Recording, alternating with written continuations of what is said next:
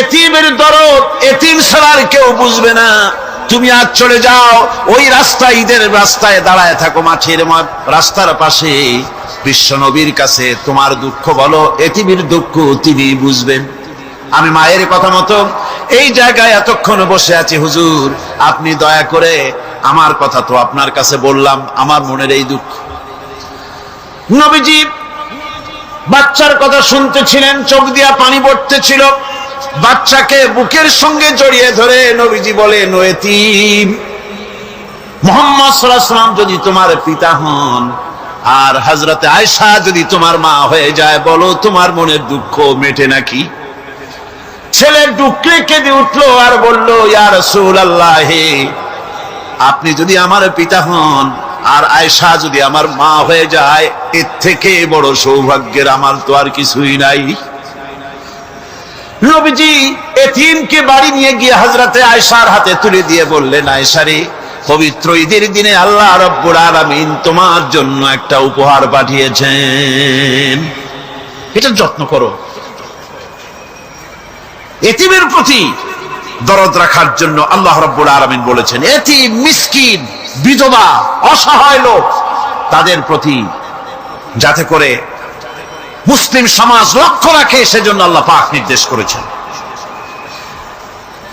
বুখারী এবং মুসলিম শরীফের হাদিসে এসেছে, আস-সাই আলাল আরমারাত ওয়াল মিসকিন কাস-সাই ফি সাবিলিল্লাহ। বিধবাদের জন্য, মিসকিনের জন্য কেউ যদি কোনো উদ্যোগ গ্রহণ করে, কেউ কোনো সাহায্য দেয়, জিহাদের ময়দানে জিহাদ করে আল্লাহর রাস্তায় যে সওয়াব পাওয়া যায়, যে মর্যাদা পাওয়া যায় আল্লাহর কাছে, এতিম, মিসকিন, বিধবাকে সাহায্য করলে সেই সওয়াব আল্লাহ রাব্বুল আলামিন আমলনামায় দিয়ে দেন। আমাদের প্রিয় নবী এতিম মিসকিনদের খুবই ভালোবাসতেন। ভালোবাসতেন তার নিজের চাকর হযরত যায়েদ ও আনাস রাদিয়াল্লাহু তাআলা আনহুকে। সে সম্পর্কে এখন আলোচনা করা হচ্ছে। তার চরিত্রই প্রমাণ করে নবীদেরকে বাইয়িনাত দেওয়া হয়েছে, এমন চরিত্র, আচার আচরণ দেওয়া হয়েছে যাতে করে লোকেরা অভিভূত হয়ে যায়, আকৃষ্ট হয়ে যায়। হযরতে যায়েদ, তিনি তো কৃতদাস ছিলেন, হারায় গেলেন বাপ মা থেকে, আর এরপরে কুদরত তারে মুহাম্মদ সাল্লাল্লাহু আলাইহি ওয়াসাল্লামের ঘরে উঠায় দিল। তিনি তখন আল্লাহর নবী, তখন নবুয়তের দায়িত্ব পান নাই। যায়েদের পিতার কাছে খবর হয়ে গেল, যায়েদ আছে রাসূলের বাড়িতে, মুহাম্মদ সাল্লাল্লাহু আলাইহি ওয়াসাল্লামের বাড়ি মক্কায়। তারা এসে হুজুরের সঙ্গে দেখা করে বললেন, মুহাম্মদ সাল্লাল্লাহু আলাইহি ওয়াসাল্লাম, জানতে পেরেছি আপনার কাছেই আমাদের ছেলে যায়েদ আছে, মেহেরবানি করে তাকে আমাদেরকে ফিরায় দেন। হুজুর বলেন, যায়েদ যদি তোমাদেরকে চিনতে পারে আর যদি যেতে চায়, আমার পক্ষ থেকে কোনো আপত্তি নাই, অবশ্যই যাবে।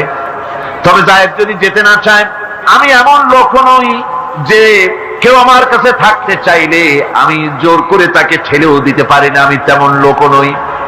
পিতা বললেন, আপনি অবশ্যই যুক্তিপূর্ণ কথা বলেছেন। হযরতে যায়েদ কেন হলো? হুজুর বললেন, তুমি কি চেনো এদেরকে? যায়েদ বললেন, চিনি, ইনি আমার বাবা, উনি আমার চাচা। যায়েদের পিতা বলেন, বাবারে বাড়ি চলো, তোমার মা কেঁদে কেঁদে হয়রান, চলো বাড়ি যাই, বাড়ির যা কিছু আছে সব তোমাকে ফিরিয়ে দেওয়া হবে। হযরতে যায়েদ বলতেছেন, পিতা, বাড়িতে যা আছে তাই শুদ্ধ, তামাম দুনিয়াটা যদি আমারে দেওয়া হয়, এই লোকটির কাছে থেকে যে ব্যবহার পেয়েছি, আমি এই লোকের কদম ছেড়ে যেতে পারি না। তার চরিত্রই প্রমাণ করে তিনি নবী, কি ব্যবহার পেয়েছেন। নবীজির টুপি সুন্নত, নবীজির টুপিটা মাথায় লাগায়। নবীজি মিষ্টি পছন্দ করতেন, মিষ্টি সুন্নতটা পছন্দ করি। নবীজি কদু খাইতেন, কদু খাওয়া সুন্নতটা পছন্দ করি। নবীজি চোখে সুরমা লাগাতেন, সুরমা লাগানোর সুন্নত পছন্দ করি। কিন্তু নবীজি রাষ্ট্র দখল করে প্রেসিডেন্ট হয়েছিলেন, আর আল্লাহর দ্বীন কায়েমের জন্য তায়েফে যে রক্ত দিয়েছিলেন, সেটাও যে সুন্নত। আবার ওহদে যে দান মোবারক শহীদ হয়েছিল, সেটাও যে সুন্নত। মা বাপের জায়গা জমি ঘর বাড়ি ছেড়ে দিয়ে হিজরত করেছিলেন। এই সুন্নত বড় কঠিন, এই কঠিন সুন্নতের কাছে মুসলমানের পাওয়া যায় না। 13 বছর পূর্ণ হওয়ার পথে এমন সময় রব্বুল আলামিন ইচ্ছে করলেন নবীজিকে আপন দরবারে ডেকে নেবেন, কিছু খাস কথা বলার জন্য নিজের দরবারে ডেকে নেবেন, মেরাজ করাবেন, আরশে আজিমে ডেকে নেবেন। এই পৃথিবীর কোন পয়গম্বরের কিসমতে যা হয় নাই, আপনার আমার নবী মুহাম্মদ সাল্লাল্লাহু আলাইহি ওয়াসাল্লামকে আল্লাহ রাব্বুল আলামিন সেই মর্যাদা দিয়েছেন। জোরে কোন সুবহানাল্লাহ। ধুলির ধরা থেকে রাসূলকে আরশে আজিমে নিয়ে যাওয়া হবে। বোরাক এলো। বোরাক হচ্ছে বারকুন থেকে উৎপত্তি। এর অর্থ হচ্ছে বিজলি, বৈদ্যুতিক গতি সম্পন্ন, ঘোড়ার চাইতে ছোট, খচ্চরের চাইতে বড়, এই জাতীয় একটা প্রাণীর মতো হযরতে জিবরাইল নিয়ে আসলেন। আমাদের দেশে কারো কারো বাড়িতে আয়নায় বাঁধানো থাকে এই ছবিটা। ঘোড়া আছে, দুইটা ডানা আছে, মাথাটা মেয়ে লোকের মতো, চুলগুলো ঝুলে পড়ছে, নিচে লেখা আছে হাজা বুরাকুন নবী সাল্লাল্লাহু আলাইহি ওয়াসাল্লাম। আন্দাজে কোথায় পাইছে আল্লাহ জানে, মিথ্যে কথা, বাজে কথা। আল্লাহ এরকম একটা মেয়ে লোক মার্কা ঘোড়া পাঠাইছিল হুজুরকে নেওয়ার জন্য, এটা কথা হইল? রাসূলকে মক্কা থেকে উম্মে হানি থেকে হুজুরকে বের করে নিয়ে যাওয়া হলো বাইতুল মাকদাসে। সমস্ত পয়গম্বর দুনিয়া আল্লাহ যাদের পাঠিয়েছিলেন সমস্ত রূহ উপস্থিত ছিল সেখানে। রাসূল করিম সাল্লাল্লাহু আলাইহি ওয়াসাল্লাম এখান থেকে মেরাজ করলেন। এতটুকু ছিল ইসরা। কোরআনে কারীম বলছে, আজকের কারি সাহেব যেখান থেকে তেলাওয়াত করেছিলেন, সুবহানাল্লাযী আসরা বিআবদিহি লাইলাম মিনাল মাসজিদিল হারামি ইলাল মাসজিদিল আকসা ইলা আখিরিল আয়া। কারো কারো মাথার মধ্যে যারা বিজ্ঞানী পড়াশোনা করে বা আধুনিক চিন্তিত লোক, আধুনিক শিক্ষিত লোক, তাদের মধ্যে এই চিন্তাটা আসতে পারে যে ল অফ গ্র্যাভিটেশন পার হয়ে, মাধ্যাকর্ষণ শক্তি পার হয়ে একটা জড় পদার্থ, একটা জড় শরীর কি করে মাধ্যাকর্ষণ পাড়ি দিয়া উপরে চলে গেল, এটা হাউ ইজ ইট পসিবল, এটা কি করে সম্ভব? চিন্তাটা মাথার মধ্যে আসতে পারে। কিন্তু এখন আর ওইসব চিন্তা নাই। আমি হিউস্টনে দেখে এলাম, আমেরিকার সেই মহাশূন্য গবেষণাগার, সেইখানে দেখলাম বিরাট রকেট, যে রকেটটা তারা পাঠাতে চেয়েছিল কিন্তু পাঠায় না, কি সব প্রবলেম হয়েছে সেই জন্য। সেই তৈরি করা রকেটটা দেখলাম, রকেটটার যে দরজাটা, সেই দরজাটারই ওজন হচ্ছে 20 টন। দরজা এমন টেকনোলজি দিয়ে দরজাটা তৈরি করা হয়েছে যে একটা লোকই দরজাটা এভাবে লাগাই দিতে পারে, আবার খুলেও দিতে পারে। 20 টন ওজন দরজা। আর পুরা রকেটটার ওজনটা কি হবে চিন্তা করেন। 3টা জিনিস থাকে, 2টা থাকে সিলিন্ডার, আর একটা থাকে যেটার ভিতরে মানুষ থাকে, সেই মানুষ বসার জন্য একটা, আর 2টো সিলিন্ডার থাকে। যখন এখান থেকে ছেড়ে দেওয়া হয় তখন দুই দিকে 2টা যে কোল বালিশের মতো থাকে, দেখছেন কিনা ছবিতে আপনারা, এই 2টো জ্বলে পড়ে গেল। যাওয়ার সময় এই 2টোতে যে ফোর্স লাগিয়ে দিল, এই ফোর্সে ল অফ গ্র্যাভিটেশন পার করে দিল। এরপর আর তার কোনো তেল লাগবে না, বিনা তেলে যত খুশি তত উপরে চলে যেতে পারবে। চিন্তা করলাম, মানুষের মাথায় যদি এই জ্ঞান আল্লাহ দেন, এত জরুরি জিনিস এত পাওয়ারফুল করে ছেড়ে দেওয়া হয়েছে, ল অফ গ্র্যাভিটেশন পার হয়ে যাওয়ার পর মাধ্যাকর্ষণ শক্তি শুধু পৃথিবীর নাই, প্রত্যেকটা গ্রহ, প্রত্যেকটা উপগ্রহের আলাদা আলাদা মাধ্যাকর্ষণ আছে।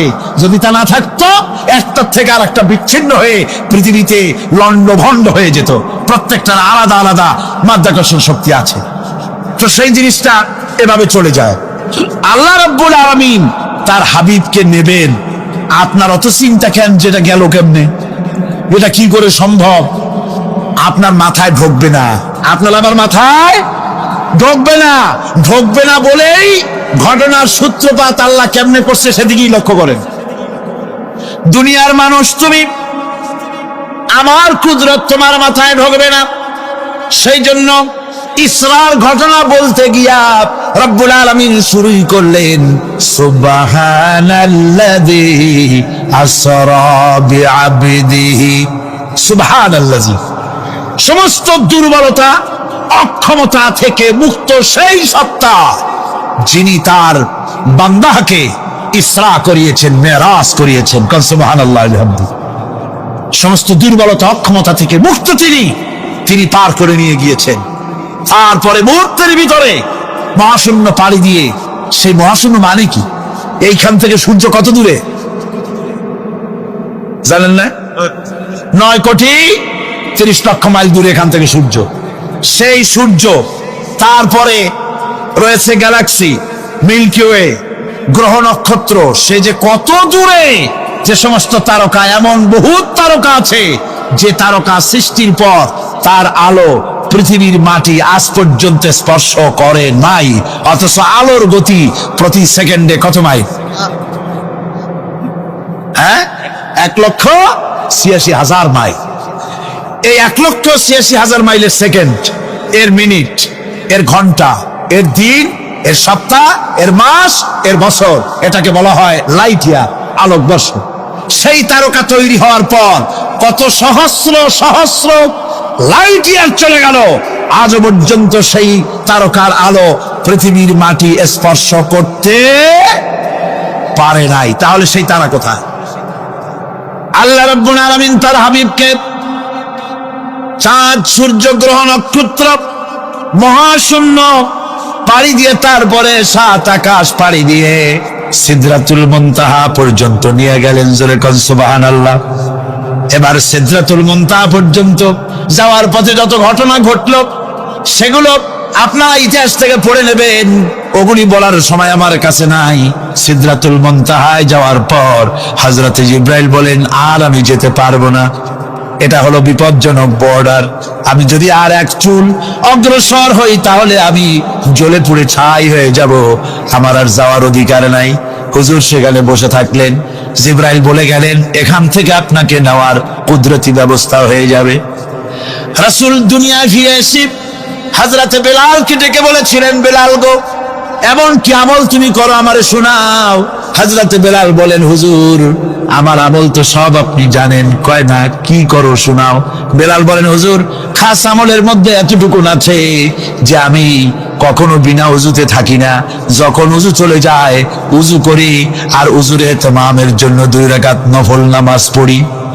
হুজুর বলেন, বেলাল তুমি এই আমল ছাড়বা না, কারণ সিদরাতুল মুনতাহায় হযরত জিবরাইল আমারে যখন ছেড়ে চলে গেলেন, আমার একা একা বড় ভয় লাগতে লাগলো। তখন আমার মনে হচ্ছিল তুমি যেন আমার চতুর্দিকে হাঁটতেছো। আমার ভাইয়েরা, রফরফ নামক বিছানা চলে এলো। কুদরতি এই বিছানায় চড়ে নবীজি আল্লাহ রাব্বুল আলামিনের দরবারে আরশে আজিমে পৌঁছে গেলেন। জোরে বলেন সুবহানাল্লাহ, জোরে বলেন সুবহানাল্লাহ। যেখানে পৃথিবীর কোন মানুষের যাওয়া সম্ভব নয়, গোটা পৃথিবীর মানুষের মর্যাদা আল্লাহ পাক বাড়াই দিলেন, আরশে আজিমে হুজুরকে নিয়ে গেলেন। তারপরে তিনি কথাবার্তা হুজুরের সাথে কি বললেন, সেই কথাগুলি নিয়ে আমাদের দেশে কথা হলো এই যে হুজুরকে নিয়ে আল্লাহ 5 ওয়াক্ত নামাজ দিছিলেন তো 50 ওয়াক্ত। মুসা আলাইহিস সালামের সাথে দেখা না হইলে তো কাম সারছিল, আমাদের আর উপায় ছিল না। আরে ভাই, শুধু নামাজ দেওয়াই যদি উদ্দেশ্য হবে তাহলে রোজার মতো তো আল্লাহ দুনিয়ায় বসে দিতে পারতেন কিনা? হজের মতো, যাকাতের মতো পারতেন কিনা? শুধু নামাজের জন্য নয়, আল্লাহ পাকের কায়নাত দেখাবার জন্য আল্লাহ পাক তাকে নিয়েছিলেন। বেহেশত দেখাইছেন, দোজখ দেখাইছেন, ভালো কাজ করলে কিরকম শান্তি হবে, খারাপ কাজ করলে কিরকম শাস্তি হবে চোখে দেখাই দিয়েছেন মুহাম্মদ রাসূলুল্লাহ সাল্লাল্লাহু আলাইহি ওয়াসাল্লামকে। মেরাজ থেকে ফিরে এলেন, ঘরে এসে দেখেন উজুর পানি, উজু করে যে গেছিলেন উজুর পানি তখনও গড়াচ্ছে। যে দরজা দিয়ে বেরিয়েছিলেন দরজাটা ধাক্কায় তখনও কাঁপতেছে। যে বিছানায় শোয়া ছিলেন সে বিছানায় মানুষ শুয়ে থাকলে যেমন উষ্ণ থাকে সেরকমের উষ্ণ ভাব তখনও আছে। কেমনে হলো? মাথায় ডুববে না। সুবহানাল্লাহ কোন ডুববে? জোরে কোন সুবহানাল্লাহ। এটার ব্যাপারে কোন বিজ্ঞান, দর্শন, যুক্তির প্রয়োজন নাই। প্রয়োজন শুধু এতটুকু, আল্লাহ তার হাবিবরে নেবেন, কত দ্রুত নেবেন, কত দ্রুত পাঠাবেন, এটা তিনিই ভালো জানেন, আমাদের কোনো জানার কথা না। ঠিক কিনা কর? আল্লাহর নবী বলেছেন আল্লাহর সৃষ্টি নৈপুণ্যতা সম্পর্কে যদি কোনো বান্দা 1 ঘন্টা চিন্তা করে, 1 ঘন্টা যদি গবেষণা করে, চিন্তা করে, রব্বুল আলামিন তার আমলনামায় 60 বছরের নফল ইবাদতের সওয়াব লিখে দেন। জোরে বলেন সুবহানাল্লাহ। আল্লাহ পাক এই সমস্ত কথা বলে এখন ওই ফর্মুলা বলতেছেন যে আসলে আমার বান্দা হওয়ার জন্য, খাঁটি বান্দা হওয়ার জন্য তার কয়েকটি বৈশিষ্ট্য থাকতে হবে। আল্লাহ পাক এখানে 8টি বৈশিষ্ট্য বর্ণনা করেছেন। আল্লাহর খাঁটি বান্দা হওয়ার জন্য বৈশিষ্ট্য কয়টা লাগবে? 8টি। বেহেশত কয়টা? বেহেশত কয়টি? আল্লাহ পাক বৈশিষ্ট্য বানিয়েছেন 8টি। এখানে 8টি বৈশিষ্ট্যের কথা বলা হয়েছে। মহান আল্লাহ রাব্বুল আলামিন বলেন, ওয়া ইবাদুর রাহমানিল্লাযীনা ইয়ামশুনা আলাল আরদি হাওনাও ওয়া ইযা খাতাবাহুমুল জাহিলুন ক্বালু সালামা। রহমানের খাঁটি বান্দা তারা, রহমানের আসল বান্দা তারা যারা নাকি জমিনের উপর থেকে যখন হাঁটে খুব বিনয় বিনম্রতার সাথে তারা চলে। ওয়াইদা খাতাবাহুমুল জাহিলুন, আর যখন জাহিলরা তাদের সঙ্গে কথাবার্তা বলতে আসে তখন তারা তাদেরকে বলে তোমাদের প্রতি সালাম, এই বলে তারা চলে যায়। অর্থাৎ এই 8টি বৈশিষ্ট্যের প্রথম বৈশিষ্ট্য ধরা হয়েছে চালচলনকে। ইমানদার খাঁটি বান্দা যারা, তাদের চালচলন সম্পর্কেই প্রথম বৈশিষ্ট্য ধরা হয়েছে। তার মানে হচ্ছে নির্লজ্জ, স্বৈরাচার, মাস্তান, গুন্ডা, বদমাশ, অত্যাচারী, এদের চালচলন এক ধরন। আবার অন্যদিকে ব্যক্তিত্ব সম্পন্ন, মর্যাদাবান, এরপরে শিক্ষিত, ভদ্র, মার্জিত, তাদের চালচলন ভিন্ন ধরনের। এই দুই শ্রেণীর চালচলন কি একরকম হয় নাকি? একরকম হয় না। তার কারণ হচ্ছে ব্যক্তির চালচলনের মাঝেই তার অবস্থাটা বোঝা যায় যে আসলে লোকটি কেমন। আল্লাহ রাব্বুল আলামিন এই কথার দ্বারা এটা প্রমাণ করতে চান যে মুমিন বান্দা যারা হবে, আল্লাহর খাঁটি বান্দা যারা হবে, তাদের পরিচয় দেওয়া লাগবে না। তাদের চালচলন দেখে, তাদের হাঁটা দেখে, তাদের চলা দেখে, তাদের বলা দেখে, তাদের আচরণ দেখে লোকেরা বুঝতে পারবে যে ইনি হচ্ছেন আল্লাহর একজন খাঁটি বান্দা, একজন মুমিন ব্যক্তি, কথা বুঝতে পারবে। আর সে ব্যক্তি জমিনের উপরে চলবে খুবই বিনম্র ভাবে। কোরআনে কারীমে অন্য জায়গায় আল্লাহ রাব্বুল আলামিন বলেছেন, ওয়ালা তামশি ফিল আরদি মারহান ইন্নাকা লান তাখরিকাল আরদা ওয়া লান তাবলুগাল জিবালা তুলা। আমার জমিনের উপরে অহংকারের পদবরে হেঁটো না, আমার জমিনের উপরে অহংকার করে জমিনের উপরে হেঁটো না। তুমি জমিনের উপরে অহংকার করে হেঁটে পদাঘাত দিয়ে আমার এই জমিনকে ফাটায় দিতে পারবে না। আর তুমি লাভ দিয়ে আমার আকাশে, আমার পাহাড়ের উচ্চতাও তুমি ছাড়িয়ে যেতে পারবে না। অহংকার করে কেউ কি পায়ের আঘাত দিয়ে জমিনটাকে ফাটায় দিতে পারে? কি বলেন, পারবে? আর অহংকার করে লাভ দিয়ে পাহাড়ের উচ্চতাও কি কেউ ছাড়িয়ে দিতে পারবে? পারবে না। সুতরাং অহংকার, মুমিন ব্যক্তি যারা, তারা অহংকার করতে পারে না। অহংকার মুমিনের স্বভাব নয়। অহংকার করতে পারে কেবলমাত্র আল্লাহ রাব্বুল আলামিন। অহংকার হচ্ছে আল্লাহ পাকের ইজাত। অহংকার কে করতে পারেন? আল্লাহ পাক করতে পারেন। মানুষের অহংকার শোভা পায় না। মানুষ, তোমার আবার অহংকার কিসের? 1 ফোঁটা নাপাক পানি দিয়ে যার জন্মের উৎস, এমন নাপাক পানি যা শরীর থেকে নির্গত হলে পরে গোসল করা ফরজ হয়ে যায়, এমন 1 ফোঁটা নাপাক পানি যার জন্মের উৎস, তার অহংকার কি? অহংকার করবেন আল্লাহ রাব্বুল আলামিন। হাদিসে কুদসির ভিতরে এসেছে, আল্লাহ পাক বলেছেন যে ব্যক্তি অহংকার করে সেজন্য আমার চাদর নিয়ে টানাটানি করে। জোরে কোন নাউযুবিল্লাহি মিন যালিক। সুতরাং মুমিন বান্দা যিনি হবেন, আল্লাহর খাঁটি বান্দা, রহমানের খাঁটি বান্দা, সে ব্যক্তি কখনো জমিনের উপর অহংকারের সাথে চলাফেরা করবে না, বরং তার চালচলন হবে অত্যন্ত বিনম্র। আর কি? আর হলো জাহিলদের সঙ্গে সে কোনো বিতর্কে লিপ্ত হবে না। জাহিলরা গালাগালি দেবে, গালাগালির জবাবে সে গালাগালি দেবে না।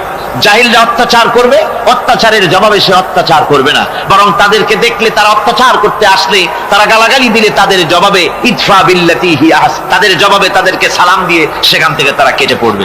সূরা কাসাসের এই আয়াত অন্য জায়গায় আল্লাহ রাব্বুল আলামিন একথা আবার এভাবে বলতেছেন, ওয়াইজা সামিউল লাগবা আ'রাদু আনহু ওয়া ক্বালু লানা আ'মালুনা ওয়া লাকুম আ'মালুকুম সালামুন আলাইকুম লা নাবতাগিল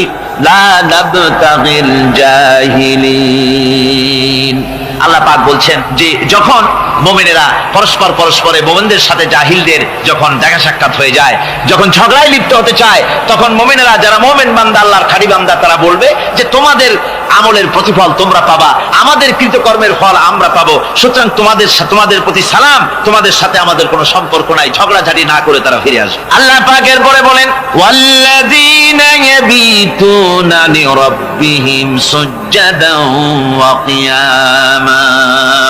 রহমানের খাঁটি বান্দা তারাই আরেকটি বৈশিষ্ট্য, তাদের এই 2 নম্বরের বৈশিষ্ট্য বলা হচ্ছে। রহমানের আল্লাহর খাঁটি বান্দার 2 নম্বরের বৈশিষ্ট্য সেটা হচ্ছে এই যে তারা রাত কাটায় তার রবের হুজুরে আল্লাহর দরবারে সেজদা দিয়ে দাঁড়িয়ে থেকে কান্দাকাটি করে তারা রাত গুজরান করে। জোরে বলেন সুবহানাল্লাহ। আর এর বিপরীত যারা তারা রাত কাটায় রাতের বেলা মদ, জুয়া, সিনেমা, গান বাজনা, অশ্লীলতা, নাটক, হাবিজাবি গল্প গুজব করে তারা তাদের রাত কাটায়। আর যারা মুমিন বান্দা, আল্লাহর বান্দা, যারা খাঁটি বান্দা, তারা এই রাত তারা আল্লাহর ইবাদতের ভিতর থেকে কান্দাকাটির মধ্য দিয়ে দাঁড়িয়ে দাঁড়িয়ে অথবা সেজদার ভিতরে তারা তাদের রাত কাটিয়ে দেয়। কোরআনে কারীমে আল্লাহ রাব্বুল আলামিন এই কথা এভাবে বলেছেন, তাতাজাফা জুনুবুহুম আনিল মাদাজি ইয়াদউনা রাব্বাহুম খাওফান ওয়া তামআন। আমার মুমিন বান্দারা তাদের পার্শ্বদেশ এবং পৃষ্ঠদেশ বিছানার উপরে বেশি রাত থাকে না। তারা তাদের রবের প্রতি রবের ভয়, আল্লাহর ভয়, আশা এবং আশা পোষণ করে। আর তারা আল্লাহকে ভয় করে তারা বিছান থেকে নিজের পিঠকে আলাদা করে নিয়ে তারা রাতের বেলায় আমার কাছে কান্দে, আমার কাছে দোয়া করে, তারা কান্দে, ইবাদত করে। সূরা যারিয়াতের ভিতরে রব্বুল আলামিন বলতেছেন, কানু কালিলাম মিনাল লাইলি মা ইয়াহজাউনা ওয়া বিল আসহারি হুম ইস্তাগফিরুন। আমার এই মুমিন বান্দাগুলি, আমার খাঁটি বান্দা যারা, তারা সারা রাত ঘুমায় না। রাতের একটা অংশ মাত্র তারা ঘুমায়, সারা রাত ঘুমায় না। একটা অংশ তারা ঘুমায় আর বাকি অংশটুকুন শেষ রাত্রে তারা ওঠে আর আমার দরবারে তারা কান্দে, মাপ চায় আর কাঁদতে থাকে, চোখের পানি ফেলতে থাকে। আল্লাহ রাব্বুল আলামিন শেষ রাত্রে প্রথম আকাশে আসেন। হাদিস শরীফে এসেছে, প্রথম আকাশে আল্লাহ রাব্বুল আলামিন এসে দুনিয়ার মানুষকে ডাকেন, কে আছো? গুনাহ করে জীবন বোঝাই করে ফেলেছো, নাফরমানি করেছো, গুনাহ করেছো, অথবা বিপদে পড়েছো, ঋণগ্রস্ত হয়ে পড়েছো, অসুবিধায় পড়েছো, মামলা মোকদ্দমায় পড়েছো, আমার কাছে মাপ চাও, আমার কাছে সাহায্য চাও। এই সময় যে সমস্ত বান্দারা আরামের ঘুমকে হারাম করে আল্লাহর দরবারে কাঁদতে থাকে, তাহাজ্জুদের নামাজ আদায় করে যখন হাত তুলে কাঁদে, আল্লাহ পাক তখন এই দৃশ্য দেখে ফেরেশতাদের বলেন, ও আমার ফেরেশতারা, আমার ওই বান্দাগুলি কাঁদে কেন? সমস্ত মানুষ যখন ঘুমানো, এই বান্দাগুলি কাঁদে কেন বলো? ফেরেশতারা বলে, আল্লাহ তুমি তো ভালো করে জানো। ফেরেশতারা বলে, আল্লাহ পাক বলবেন, তবুও তোমাদের মুখ থেকে শুনতে চাই। ফেরেশতারা তখন বলবে, রব্বুল আলামিন তোমার বান্দা গুনাহ করেছে, জাহান্নামের ভয়তে তোমার কাছে কাঁদতেছে, তোমার ভয়তে কাঁদে, জাহান্নামের ভয়তে কাঁদে। আল্লাহ জিজ্ঞেস করেন, ফেরেশতারা, ওরা যে আমার ভয়তে কাঁদে, ওরা কি আমারে দেখছে নাকি? ফেরেশতারা বলেন, না খোদা তোমারে দেখে নাই। আল্লাহ পাক বলেন, ওরা আমার যে জাহান্নামের ভয়তে কাঁদে, ওই জাহান্নাম তারা দেখেছে নাকি? ফেরেশতারা বলে, না আল্লাহ, তোমার জাহান্নাম ওরা দেখে নাই, তোমার বেশ তো কিছুই দেখে নাই। আল্লাহ পাক বলেন, আমার ফেরেশতারা, এই বান্দাগুলি আমার দুজক দেখে নাই, আমাকে দেখে নাই, হাসর মিজান সিরাত কিছুই দেখে নাই। শুধু কোরআনের কথা শুনে, আমার নবীর কথা শুনে, আমার কোরআনের কথা শুনে বিশ্বাস করে আরামের ঘুমকে হারাম করে কিভাবে কাঁদতেছে তাকায় দেখ। আমার রহমতের দরিয়ায় জোশ মেরে গেছে, তোরা সাক্ষী থেকে যা, আমার ওই ক্রন্দনরত বান্দাগুলিকে আমি আল্লাহ মাফ করে দিলাম। আমার ভাইয়েরা, আল্লাহ পাক বলেন, আম্মান হুয়া কানিতুন আনা আল-লাইলি সাজিদাও ওয়া কাইমান। আল্লাহ রাব্বুল আলামিন বলেন, সিজদার ভিতরে আর দাঁড়ানোর ভিতরে আমার এই বান্দাগুলি আখিরাতে আমার সঙ্গে দেখা করা লাগবে এই ভয়তে, জাহান্নামের ভয়তে তারা কাঁদে, এভাবে কাঁদতে থাকে। আর আল্লাহ পাক ওই সময় তাদের গুনাহ মাফ করতে থাকেন। কোরআনে কারীমের ভিতরে আল্লাহ পাক বলেন, সারা রাত ঘুমাতে আল্লাহ নিষেধ করেছেন, সারা রাত যেন ঘুমায় না, পাইকারি দরে ঘুমায় না, একটু জাগো। ওয়াজকুর ইসমা রাব্বিকা বুকরাতাও ওয়া আসীলা। সকাল এবং সন্ধ্যায় তোমার প্রভুর, তোমার রবের জিকির করো, স্মরণ করো। ওয়া মিনাল লাইলি ফাসজুদ লাহু ওয়া সাব্বিহহু লাইলান তাওয়িলা। তোমার রাতের বেলায় রাতের একটা অংশ সেজদায় অবনত হও, আর রাতের দীর্ঘ সময় ঘুমায় থেকো না, হয় একটা লম্বা সময় ঘুমাও, কিন্তু একটা অংশ রাখো যে সময় তুমি আমার দরবারে সেজদায় পড়ে যাবে, কাঁদবে। আমার বন্ধুগণ, রাতটা ওয়াজআলনাল লাইলা সুবাতা, আল্লাহ রাব্বুল আলামিন ওয়াজআলনা সুবাতা ওয়াজআলনান নাওমা সুবাতা ওয়াজআলনাল লাইলা লিবাসা, ঘুমকে বানাইছেন আল্লাহ শান্তির বাহন, আর রাতকে করেছেন আচ্ছাদন। রাতকে কি করেছেন? আচ্ছাদন। রাতকে একটা পর্দা লাগিয়ে দিয়েছেন, রাতের পর্দা। যেহেতু প্রেম ভালোবাসা ঢোল পিটায় করা যায় না। ঢোল পিটায় প্রেম করা যায়? যায় না। মানুষকে দেখায় দেখায় প্রেম ভালোবাসা করা যায় না। এটা হলো দুনিয়ার রীতিনীতি। দুনিয়ায় যেটা মানুষেরা করে, আসল সবচাইতে বড় ভালোবাসার পাত্র হলেন আল্লাহ, মাসুক হলেন আল্লাহ, আশেক হলো মানুষ। আশেক এবং মাসুকের ভিতরে প্রেম বিনিময় হবে, ভালোবাসার আদান প্রদান হবে, কথোপকথন হবে। এজন্য দিনের কোলাহলপূর্ণ অবস্থায় তা হয় না বলে রব্বুল আলামিন বলেন, আমি তোমাদের জন্য রাতকে একটা আচ্ছাদন, একটা পর্দা বানায় দিয়েছি। এই রাতের পর্দার ভিতরে থেকে আমারে ডাকো, আমাকে আমার কাছেই তুমি আমাকে ডাকো, একটা লম্বা সময় নিয়ে আমাকে বলতে থাকো, আমাকে ডাকতে থাকো।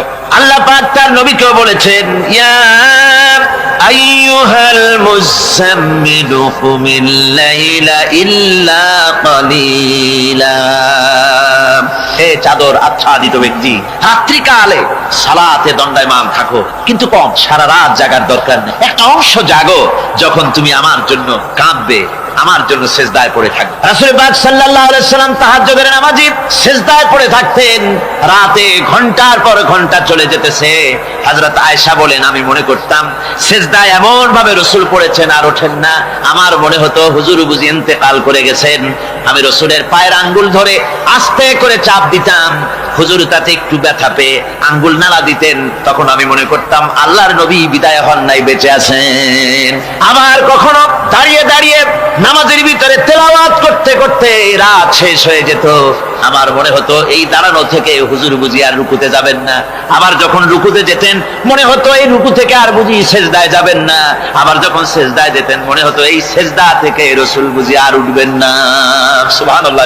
সাহাবায়ে কেরাম জিজ্ঞেস করতেন, হে রাসূল, হযরত আয়েশা জিজ্ঞেস করে, হে রাসূল, আপনি এত কাঁদেন কেন, এত ইবাদত করেন, এত রাত জাগেন? হযরত আয়েশা বলেছেন, আল্লাহর নবী দাঁড়িয়ে দাঁড়িয়ে তেলাওয়াত করতে করতে, দাঁড়িয়ে দাঁড়িয়ে নামাজ পড়তে পড়তে পাও মোবারক, কদম মোবারক এমন ভাবে ফুলে যেত, সকালবেলায় জুতার মধ্যে পাও ঢুকতো না। সুবহানাল্লাহ। এইভাবে রাসূল পাক কষ্ট করতেন। জিজ্ঞাসা করো, এত ইবাদত কেন করেন? আপনার তো আগের পিছের সমস্ত গুনাহ আল্লাহ মাফ করেছেন, কোনো গুনাহ আপনার নাই, তবু আল্লাহ বলে দিয়েছেন, নবী আপনার আগের পিছের সব মাফ, তারপরেও এত কাঁদেন কেন? আল্লাহর নবী বলেছেন, ও সাহাবীরাও, আমার স্ত্রীরা, শোনো, আমি কি আমার বান্দার, আমি আমার আল্লাহর শুকরগুজারকারী বান্দায় কি আমি পরিণত হব না? যে আল্লাহ আমাকে এত নিয়ামত দিয়েছেন, আমি কি সেই আল্লাহর শুকরগুজার হব না? রাসূলুল্লাহ এভাবে কাঁদতেন। সুতরাং প্রত্যেকটি মুসলমানকে রাতের বেলায় আল্লাহর দরবারে হাত তুলে কাঁদতে হবে, মোনাজাত করতে হবে, রব্বুল আলামিন, যে গুনাহ করেছি, আমি যত গুনাহ করেছি, আমাকে তুমি নিয়ামত যা দিয়েছো, এই নিয়ামত তুমি না দিলেও পারতে, তুমি দয়া করে দিয়েছো। এভাবে যদি মানুষ কান্দে, আল্লাহ এই অপরাধ করেছি, অপরাধের কথা যদি স্মরণ করে আর কাঁদতে থাকে, আল্লাহ রব্বুল আলামিনের রহমত তার উপরে তখন পড়তে থাকে। আর এই তাহাজ্জুদ, গভীর রাতের কান্দাকাটি, এই জন্য আল্লাহ পাক বলেন, এর আসল ব্যাপারটা হলো, ইন্না নাশিআতাল লাইলি হিয়া আশাদ্দু ওয়াতআন ওয়া আকওয়ামু কিলা। আসল ব্যাপার হলো এই প্রকৃতপক্ষে রাতের বেলায় যে নামাজটা হয়, শয্যা ত্যাগ করে মানুষ যে নামাজ পড়তে দাঁড়ায়, এতে করে তার আত্মসংযমের ট্রেনিং হয়ে যায়, আল্লাহর সঙ্গে মহব্বত কায়েম হয়ে যায়। ইসলামী আন্দোলনের বিজয়ের জন্য কর্মীদের এটা সবচাইতে বড় ওষুধ। শুধু হরতালের প্রোগ্রাম দিয়া, শুধু মিছিলের প্রোগ্রাম দিয়া ইসলামী আন্দোলন বিজয় কোনো কালে হয় নাই, আর হবেও না।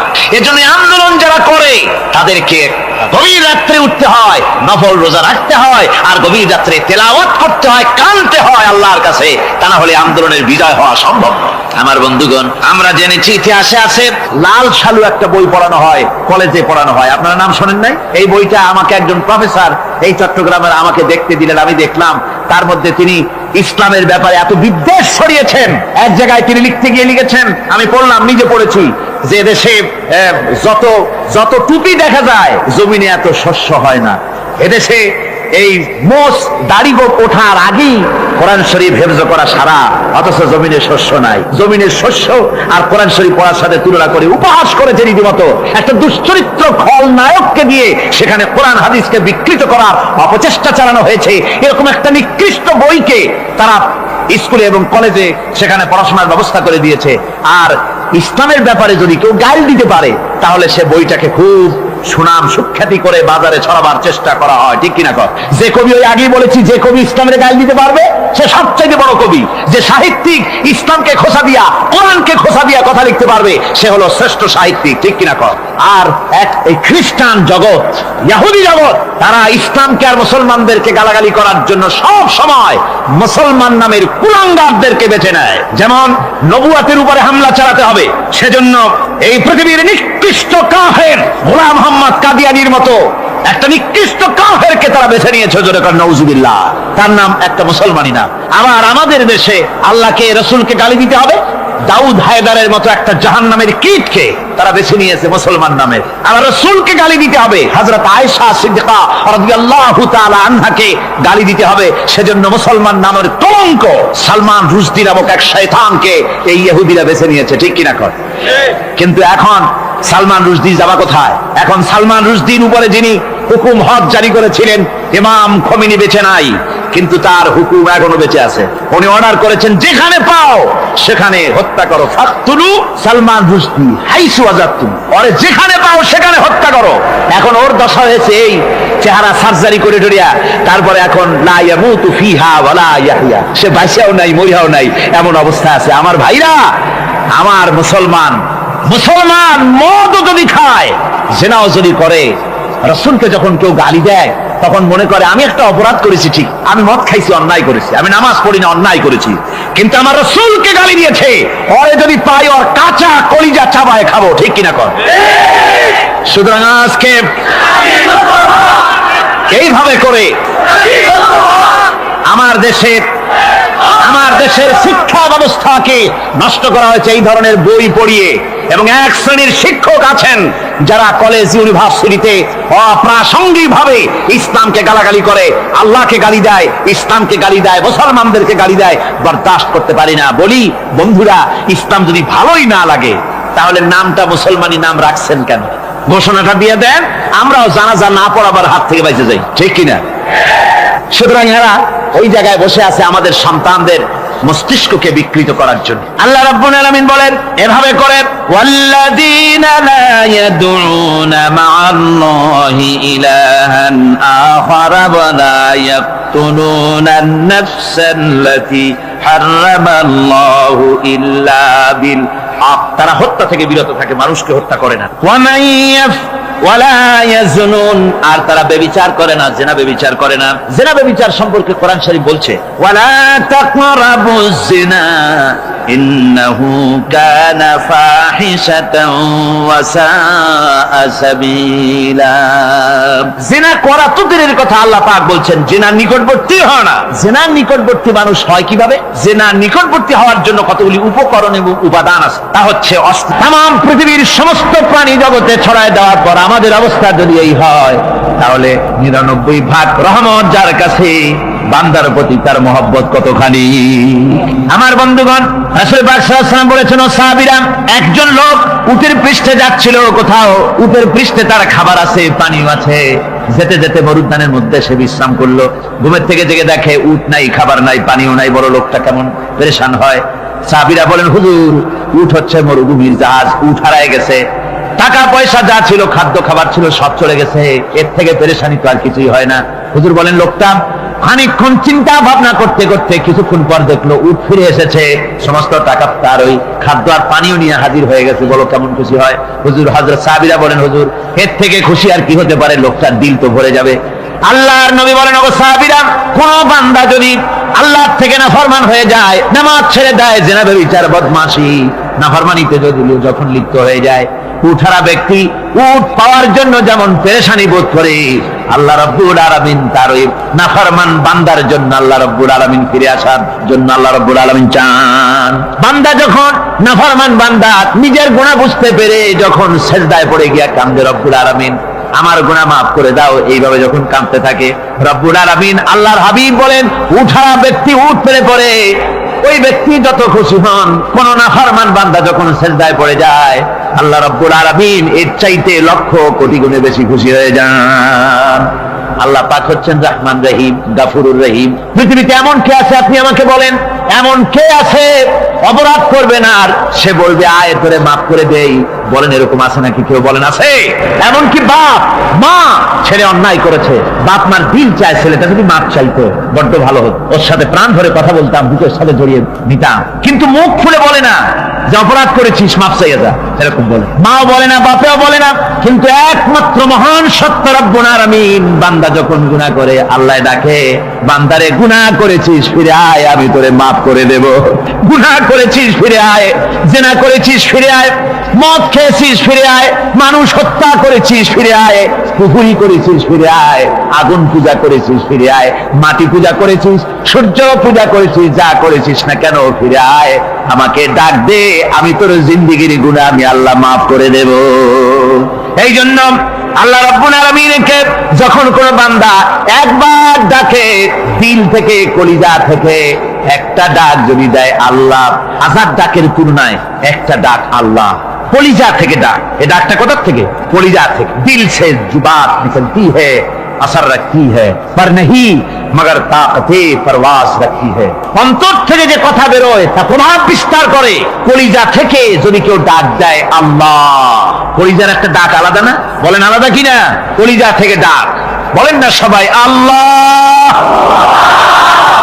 কলিজা থেকে একটা ডাক যদি কেউ ভাবে আল্লাহকে ডাক দেয় আল্লাহ, আল্লাহ রাব্বুল আলামিন বান্দা যখন একবার ডাক দেয় আল্লাহ তখন 70 বার লাব্বাইক বলেন, 70 বার সাড়া দিয়া বলে বান্দা কি চাও, আমি তোর কাছে হাজির, কি চাস বল আমাকে, আমি মাফ করে দেব। সুতরাং আল্লাহ রাব্বুল আলামিন বলছেন আমার কাছে ক্ষমা চাও, মাফ চাও, আমার কাছে মাফ চাও, যত মাফ চাইবে আমি মাফ করে দেব। পৃথিবীতে এমন কেউ নাই যার কাছে বেশি চাইলে তিনি খুশি হবেন। আল্লাহ রাব্বুল আলামিন এমন এক সত্তা যার কাছে যত বেশি চাওয়া যাবে তিনি তত বেশি খুশি হবেন। হর হমেশা দেনে কো वो तैयार है जो न मांगे उससे वो बेजार है। যত বেশি চাওয়া যায় আল্লাহর কাছে আল্লাহ তত খুশি হন, আর যে ব্যক্তি চায় না আল্লাহর কাছে আল্লাহ তার উপরে বেজার হয়ে যান। ওয়ামান তাবা ওয়া আমিলা সালিহান فإنه يتوب إلى الله متابا। আর যারা তওবা করে নেক আমল করে তার আল্লাহর দিকে ফিরে আসে, যেমনটি তার আশা উচিত তেমন ভাবে সে আল্লাহর কাছে ফিরে আসে, তার মানে হলো তওবা মাফ, তওবা কবুল করার জন্য, গুনাহ মাফ করার জন্য পৃথিবীতে কেউ নাই। আছে কেউ? গুনাহ কি কেউ মাফ করতে পারে? দুনিয়ায় কেউ পারে? আকাশে কেউ পারে? আল্লাহ ছাড়া কেউ গুনাহ মাফ করতে পারে? যদি মানুষ তওবা করে রব্বুল আলামিন বলেন সে এমন ভাবে তওবা করে আল্লাহর কাছে ফিরে এসেছে যেখানেই তার আসা উচিত, এই জায়গা ছাড়া আর তার কোনো যাওয়ার জায়গা নাই, সুতরাং সে জায়গা মতো এসেছে, অনুতপ্ত এবং অনুশোচনা করেছে। আল্লাহ পাক এ ধরনের অনুতপ্তকারী অনুশোচনাকারীকে রব্বুল আলামিন ক্ষমা করে দিয়ে থাকেন। ওয়াল্লাযীনা লা ইয়াশহাদুনা আয-যুর ওয়া ইযা মাররু বিল-লাগবি মাররু কিরামা।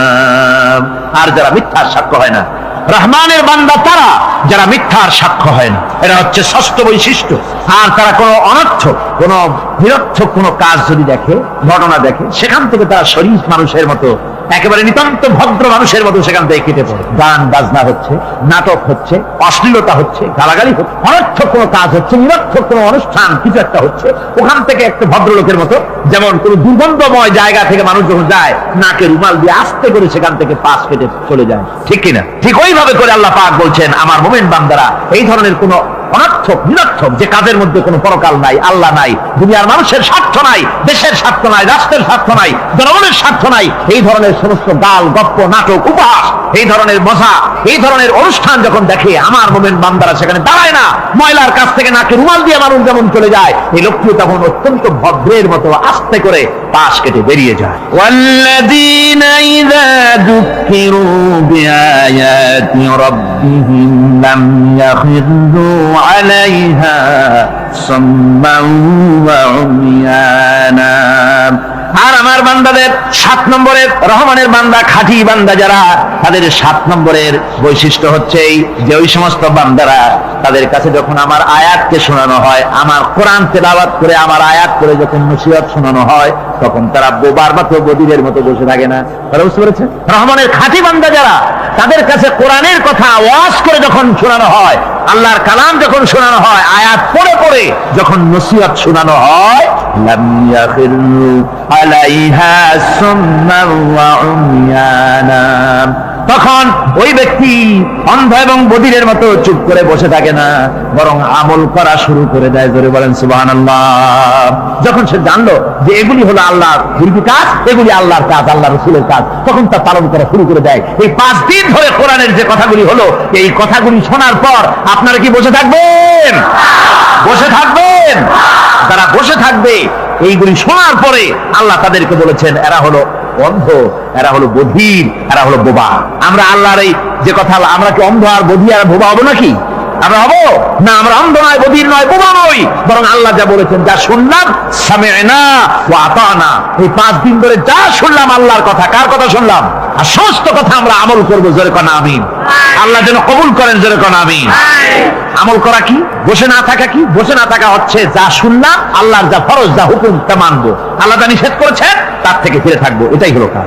এরপরে রব্বুল আলামিন বলেন, والذين يقولون ربنا هب لنا من أزواجنا وذرياتنا قرة أعين واجعلنا للمتقين إماما। রহমানের বান্দা 8ম নম্বর এবং শেষ নম্বর হচ্ছে এটা বৈশিষ্ট্য এই যে তারা রহমানের যারা খাঁটি বান্দা, আল্লাহর যারা খাঁটি বান্দা, তারা রব্বুল আলামিনের কাছে মুনাজাত করে, আমার রব, আয় আমার আল্লাহ, হাবলানা মিন আজওয়াজিনা ওয়া যুররিয়াতিনা, আমাদের এবং আমাদের স্ত্রীদের আর আমাদের সন্তানদেরকে তুমি দয়া করে আমাদের চক্ষুর শীতলতা বানায় দাও। জোরে বলেন আমিন। ওয়াজআলনা লিল মুত্তাকিনা ইমামা, আর আমার এই সন্তানদেরকে তুমি মুত্তাকিদের ইমাম বানায় দাও। শুধু মুত্তাকি বানায়ও না, মুত্তাকিদের নেতা বানায় দাও। জোরে বলেন সুবহানাল্লাহ।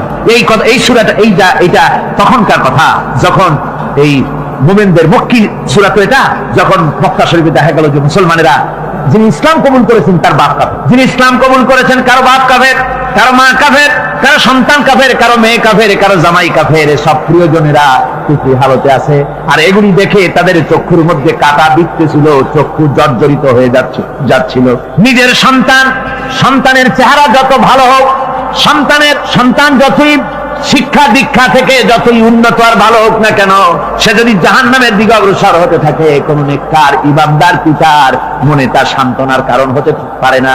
সে তখন আল্লাহর দরবারে, আল্লাহ পাক বলেন, ওই মুমিন বান্দারা আমার কাছে দোয়া করে যে রব্বুল আলামিন আমার সন্তানদেরকে, আমার স্ত্রীদেরকে আমার চোখের শীতলতা বানাও, তাদের আমল আখলা কেমন বানাও, যাতে আমাদের চক্ষু ঠান্ডা হয়ে যায়। জোরে বলেন আমিন। জোরে বলেন আমিন। সন্তানদের জন্য আল্লাহর কাছে দোয়া করতে হবে। আপনারা দেখেন, চোখের সামনে দেখতে পাচ্ছেন সন্তান সিনেমায় যাচ্ছে, সন্তান নামাজ পড়ে না, সন্তান রোজা রাখে না, সন্তান মানুষের তৈরি করা মতাদর্শের পেছনে স্লোগান দিচ্ছে, দৌড়াচ্ছে, আর আপনি পিতা হয়ে তাকে ঠেকাচ্ছেন না। ওই ছেলে তো জাহান্নামে যাচ্ছে, আপনার দরদ হওয়া উচিত, ওই ছেলেকে ফিরানো দরকার, আর আল্লাহর কাছে দোয়া করা দরকার। আমার বন্ধুগণ, দোয়া আল্লাহ নিজেই শিখাই দিচ্ছেন, দোয়া করো। পড়েন আমার সাথে, রব্বানা হাব লানা মিন আজওয়াজিনা ওয়া যুররিয়াতিনা কুররাতা আয়ুন ওয়াজআলনা লিল মুত্তাকিনা ইমামা। উলাইকা ইউজজাউনাল গুরফাতা বিমা সাবারু ওয়া ইউলাক্কাউনা ফিহা তাহিয়াতান ওয়া সালামা। আল্লাহ পাক বলেন, এই সব লোকদের জন্য তারা যে সবর করেছিল, সেই সবরের কারণে আমি তাদের উত্তম জাযা দান করব। আর তাদের জন্য ফেরেশতারা চতুর্দিক থেকে, ফেরেশতারা তাদের জন্য সম্বোধন করবে, তাদেরকে সম্বর্ধনা দিবে, ফেরেশতারা তাদের সম্বর্ধনা দিবে। ওয়াল মালাইকাতু ইয়াদখুলুনা আলাইহিম মিন কুল্লি বাবিন সালামুন আলাইকুম বিমা সাবারতুম ফানি'মা উকবাদ-দার। চতুর্দিক থেকে ফেরেশতারা আসতে থাকবে আর তারা সালাম দিতে থাকবে, তাদেরকে সম্বর্ধনা দেবে বেহেশতীদেরকে, আর বলবে তোমাদের জন্য এই পরকালের এই ঘরটা, এই জায়গাটা কতই না উত্তম করে আল্লাহ তৈরি করে রেখেছেন। বলেন সুবহানাল্লাহ।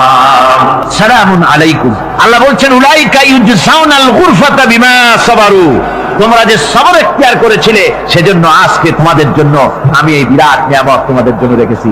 দিনকে চালু করতে গেলে, ইসলামী আন্দোলন করতে গেলে বিপদ আসে, আর সেই বিপদে সবর এখতিয়ার করতে হয়। কত ভয় আসে, লোভ আসে, কত কিছু আসে, এগুলিকে উপেক্ষা করে যারা ইসলামী আন্দোলনের জন্য নফসের খায়েশকে, আরামকে হারাম করে দিয়ে আন্দোলনে যারা ঝাঁপিয়ে পড়তে পারে, তাদের জন্য আল্লাহ পাক এই সমস্ত নিয়ামত রেখে দিয়েছেন। কুল মা ইয়াবাউ বিকুম রাব্বি লাউলা দুআউকুম ফাকাদ কাযযাবতুম ফাসাউফা ইয়াকুনু লিজামা। ও নবী, আপনি এদেরকে বলেন, আপনি এই লোকগুলিকে বলেন যে তোমাদের ব্যাপারে আল্লাহর কি প্রয়োজন পড়েছে যদি তোমরা আল্লাহকে নাই ডাকো, আল্লাহর কাছে যদি দোয়া না করো, যদি হাত না পাতো, আল্লাহ কি যদি না ডাকো, তাহলে তোমাদের কি আল্লাহর দরকার? ফাকাদ কাযযাবতুম, তোমরা তো অস্বীকার করে চলছো। ফাসাউফা ইয়াকুনু লিজামা, খুব তাড়াতাড়ি করে তোমরা বুঝতে পারবে, এমন অবস্থা, এমন আযাব আসবে যে তখন তোমাদের প্রাণ বাঁচানোই দায় হয়ে পড়বে। আমার বন্ধুগণ, একটা মানুষের সাথে, আর মানুষের সৃষ্টি আর পাথরও সৃষ্টি, পাথরও একটা মাখলুক, মানুষও মাখলুক। পাথরের সাথে মানুষের পার্থক্য কোথায়? পাথর আল্লাহর দরবারে হাত তুলতে পারে না, আল্লাহকে ডাকতে পারে না, মোনাজাত করতে পারে না। মানুষ ডাকতে পারে, হাত তুলতে পারে, তার হাত দেওয়া আছে। মানুষ হয়ে যদি আল্লাহর দরবারে হাত তুলতে না পারলেন, চোখের পানি যদি না ফেলতে পারলেন, আল্লাহ পাক বলছেন, ও নবী বলে দেন, আপনি বলুন তোমাদের দিয়ে কি প্রয়োজন আল্লাহর? লাউলা দুআউকুম, তোমরা যদি সেই আল্লাহকে যদি না ডাকো, যদি তার কাছে হাত না তোলো, তাহলে তোমাদের দিয়ে আল্লাহর দরকারটা কি? তোমাদেরকে রব্বুল আলামিন তৃণখণ্ডের মতো উড়িয়ে দিবেন, কোন মর্যাদা থাকবে না আল্লাহর কাছে। সুতরাং মর্যাদা পেতে হলে আল্লাহকে ডাকতে হবে, আল্লাহর কাছে চাইতে হবে। এভাবে করে আল্লাহ পাক তার বান্দাদেরকে নির্দেশ করছেন। আমার বন্ধুগণ, এই মোট 8টি বৈশিষ্ট্য ইসলামের আপনার মুমিন বান্দাদের জন্য, রহমানের খাঁটি বান্দাদের জন্য এই 8টি বৈশিষ্ট্য আল্লাহ পাক দান করেছেন। এই 8টি বৈশিষ্ট্য যেন আল্লাহ পাক আমাদের মধ্যে দান করে দেন। জোরে বলেন আমিন, আরো জোরে বলেন আমিন। 8টি বৈশিষ্ট্যের জন্য আল্লাহ পাক বেহেশত রেখেছেন। 8টি বেহেশত কয়টি? এই 8টি বেহেশতের দরওয়াজা আল্লাহ যেন আমাদের জন্য কিয়ামতে খুলে দেন। জোরে বলেন আমিন। আমার ভাইরা, আল্লাহ রাব্বুল আলামিন এই কোরআন যে নাযিল করেছিলেন, এই কোরআন দিয়ে এই ধরনের নৈতিক গুণে গুণান্বিত একটা জনসমষ্টি তৈরি করেছিলেন আল্লাহর হাবিব জনাব মুহাম্মদ রাসূলুল্লাহ সাল্লাল্লাহু আলাইহি ওয়াসাল্লাম। আর সেই জনসমষ্টি দিয়ে রাসূল পাক সাল্লাল্লাহু আলাইহি ওয়াসাল্লাম একটি ইসলামী কল্যাণমূলক রাষ্ট্র তৈরি করেছিলেন। রাসূলুল্লাহ কি করেছিলেন? একটা রাষ্ট্র, এই যা বললাম, এই 5 দিন ধরে যা বললাম, এই সব গুণাবলী দিয়ে, এই সব বৈশিষ্ট্য দিয়ে রাসূলুল্লাহ একটা জনগোষ্ঠী তৈরি করেছিলেন। সেই জনগোষ্ঠী নিয়ে মক্কি জিন্দেগি থেকে রাসূলুল্লাহ মদিনায় আসলেন, আর মদিনায় এসে রাসূলুল্লাহ এখন রাষ্ট্রপ্রধান হয়ে গেলেন। কি হয়ে গেলেন? রাষ্ট্রপ্রধান, প্রেসিডেন্ট হয়ে গেলেন। রাসূলুল্লাহ আজকে প্রেসিডেন্ট, রাষ্ট্র হলো, আর কোরআন দিলেন সংবিধান হিসাবে, শাসনতন্ত্র হিসাবে। আল্লাহর নবী বললেন, আজকে আমি দেশবাসীকে এমন একটা কনস্টিটিউশন, এমন একটি সংবিধান দেশবাসীকে আমি দিলাম, যেই সংবিধানের বদৌলতে সমাজে আর চুরি থাকবে না, ডাকাতি থাকবে না, জিনা থাকবে না, ব্যভিচার থাকবে না। এর বদৌলতে মানুষ এখন দরজা খুলে ঘুমাতে পারবে, আর কোনো অশান্তি থাকবে না, চুরি হবে না, ডাকাতি হবে না, নারী ধর্ষণ হবে না, হত্যা হবে না, আরামের জমিন হয়ে যাবে, আর মানুষ শান্তিতে বসবাস করতে পারবে। হুজুর বললেন, খায়রুল কুরুনি কারনি, সর্বশ্রেষ্ঠ যুগ হচ্ছে আমার যুগ। আমার বন্ধুগণ, কোরআনের সমাজই ছিল পৃথিবীর সর্বশ্রেষ্ঠ সমাজ। সেই সমাজ ব্যবস্থাকে আমরা ভুলে গিয়েছি। আজকে সমাজতন্ত্র ব্যর্থ হলো কেন? কমিউনিজম ব্যর্থ হলো কেন? ব্যর্থ হওয়ার একমাত্র কারণ হলো তারা মানুষকে খেতে দিতে পারে নাই, পড়তে দিতে পারে নাই। পুঁজিবাদও ব্যর্থ, সমাজতন্ত্র ব্যর্থ। আসলে ওরা বলেছে আমরা সবাইকে সমান করে দেব, খাইতে দেব, পড়তে দেব, কাপড় দেব, চোপড় দেব, ওষুধ দেব, তোমাদের মৌলিক অধিকার, মৌলিক প্রয়োজন মিটাবো, এগুলি সব তারা বলেছে, কিন্তু মৌলিক প্রয়োজন মিটাতে পারে নাই। 70 বছর যেতে পারল না, বিদায় হয়ে গিয়েছে। মৌলিক প্রয়োজন মিটাতে পারে শুধুমাত্র কোরআন। কে মিটাতে পারে? জোরে বলেন, কে পারে? কোরআন পারে মানুষের মৌলিক প্রয়োজন মিটাতে। তাই এই কোরআনে কারীমকে আল্লাহ রাব্বুল আলামিন অবতীর্ণ করলেন, আর কোরআন দিয়ে রাসূল পাক সাল্লাল্লাহু আলাইহি ওয়াসাল্লাম একটা সমাজ তৈরি করলেন, এমন সমাজ যেখানে রাষ্ট্রপ্রধানের পেট ফুলে উঠলো না খাইয়া, রাষ্ট্রপ্রধানের বিরাট বিল্ডিং উঠলো না, বিদেশে টাকা জমা হলো না। আজকে আমরা দেখি পৃথিবীতে কত জায়গায় রাষ্ট্রপ্রধান নিজের ছেলেবেলে নাই, হাওলাত করা ছেলে একটা, তাও যদি এত টাকা পয়সা বিদেশে জমা করে, তাহলে মানুষেরা মন্তব্য করে যদি নিজের ছেলে থাকতো তাহলে তো গোটা বাংলাদেশ বিদেশি ব্যাংকে জমা দিয়ে দিত। ইসলাম পৃথিবীতে এসেছে মানুষকে এমন এক শান্তির বিধান দিতে। রাষ্ট্রপ্রধান মুহাম্মদ রাসূলুল্লাহ সাল্লাল্লাহু আলাইহি ওয়াসাল্লাম মানুষ খাবার পেয়েছে, দরজা খুলে ঘুমাবার সুযোগ পেয়েছে। আজ হযরত আবু হুরায়রা রাদিয়াল্লাহু তাআলা আনহু বলেন, আমি রাসূলুল্লাহর কাছে গেলাম, হুজুর কি গিয়ে সালাম করলাম, আল্লাহর নবী সালামের জবাব দিলেন, কিন্তু দেখতে পেলাম মুখ নড়ে, আওয়াজ বেরোলো না। কারণ কি? কাছে গিয়ে দেখি নবীজি ক্ষুধার যন্ত্রণায় কথা বলতেছেন, আওয়াজ বেরোতেছে না, এত ক্ষুধা লেগেছে আল্লাহর নবীর। 2-4 দিন চলে গেছে, খাবার নাই। রাসূলুল্লাহ সমস্ত গনিমতের মাল, যাকাত সদকার মালগুলি, খাদ্য দ্রব্যগুলি দুহাতে বিতরণ করেছেন, নিজের পেটে খাবার নাই, মানুষকে দিতেছেন। দিতে দিতে এশার নামাজ পড়ে নবীজি ঘরের মধ্যে প্রবেশ করে হযরত আয়েশা সিদ্দিকা রাদিয়াল্লাহু তাআলা আনহাকে ডেকে বলেন, আয়েশা রে, সারাদিন কষ্ট করেছি, দারুণ ক্ষুধা লেগেছে, তাড়াতাড়ি করে কিছু খাবার আমারে এনে দাও। হযরত আয়েশা হুজুরের ক্ষুধার্ত শ্রান্ত ক্লান্ত চেহারার দিকে তাকাইয়া হযরত আয়েশা কেঁদে বলেছেন। হযরত মা আয়েশা কাঁদেন আর বলেন, ইয়া রাসূলুল্লাহ, হে আল্লাহর নামের কসম, টাকা দিয়া খোটা দিল না, মনেও কষ্ট দিল না, তাদের জন্য পুরস্কারটা কি শুনুন।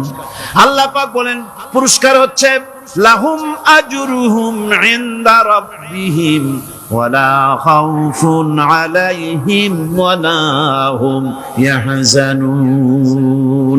ওদের জন্য তার পরওয়ারদিগারের কাছে রয়েছে বিরাট পুরস্কার, আজরে আজিম। এদের জন্য কোনো ভয় নাই, কোনো চিন্তাও নাই, কিয়ামতে ডাইরেক্ট জান্নাতে চলে যাবে। সুবহানাল্লাহ। দানের এত ফজিলত যা ভাই আমি বলে শেষ করতে পারবো না, এত ফজিলত আল্লাহ দানের মধ্যে রেখেছেন। ত্যাগেই তো শান্তি, ভোগে শান্তি নাই, মজা কিসে? যারা কন্যা মজা কিসে? ত্যাগের ভিতরেই মজা। আল্লাহ পাক বলছেন, ইয়া আইয়ুহাল্লাযীনা আমানু আনফিকু মিন তাইয়্যিবাতি মা কাসাবতুম ওয়া মিম্মা আখরাজনা লাকুম মিনাল আরদ।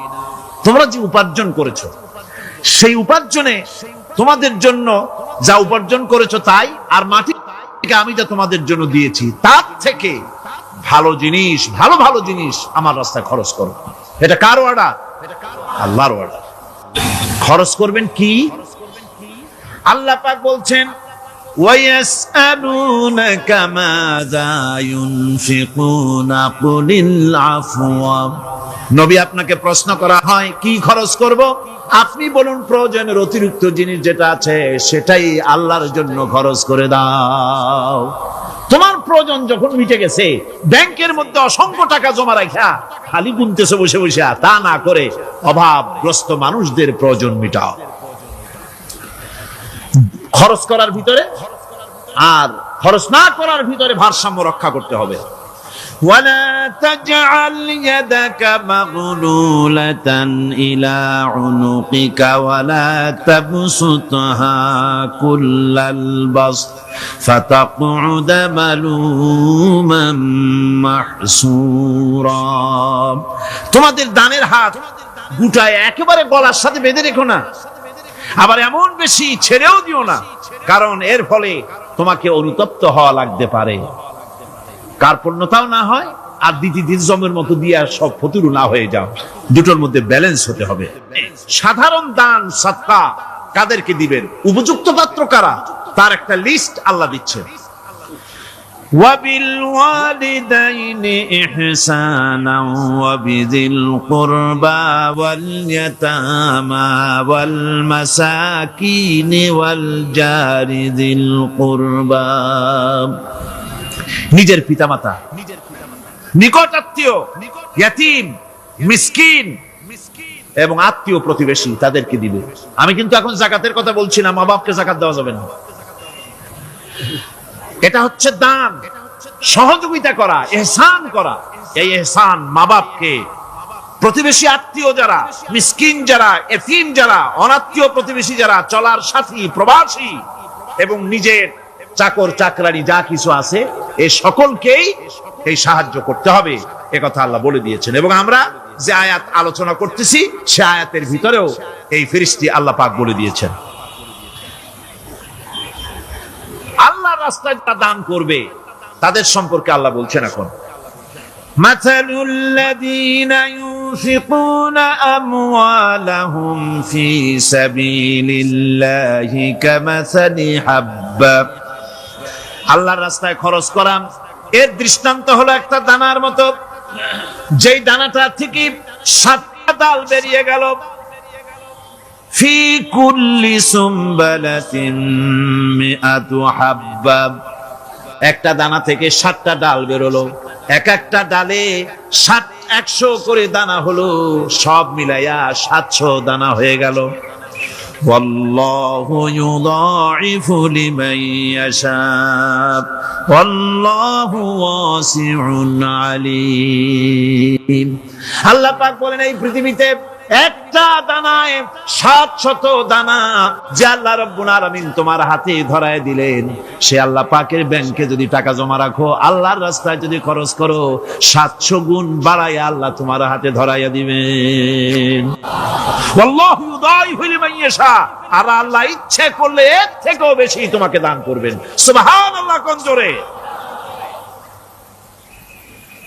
আর এই দান করতে হবে মরার আগে। কোন সময় দেবেন কোন? আমার দেশে বহু মুসলমান আছে যারা বলে, হুজুর আসি আপনাদের পিছনে, যা বলেন আসি, জীবন দিয়া দেব।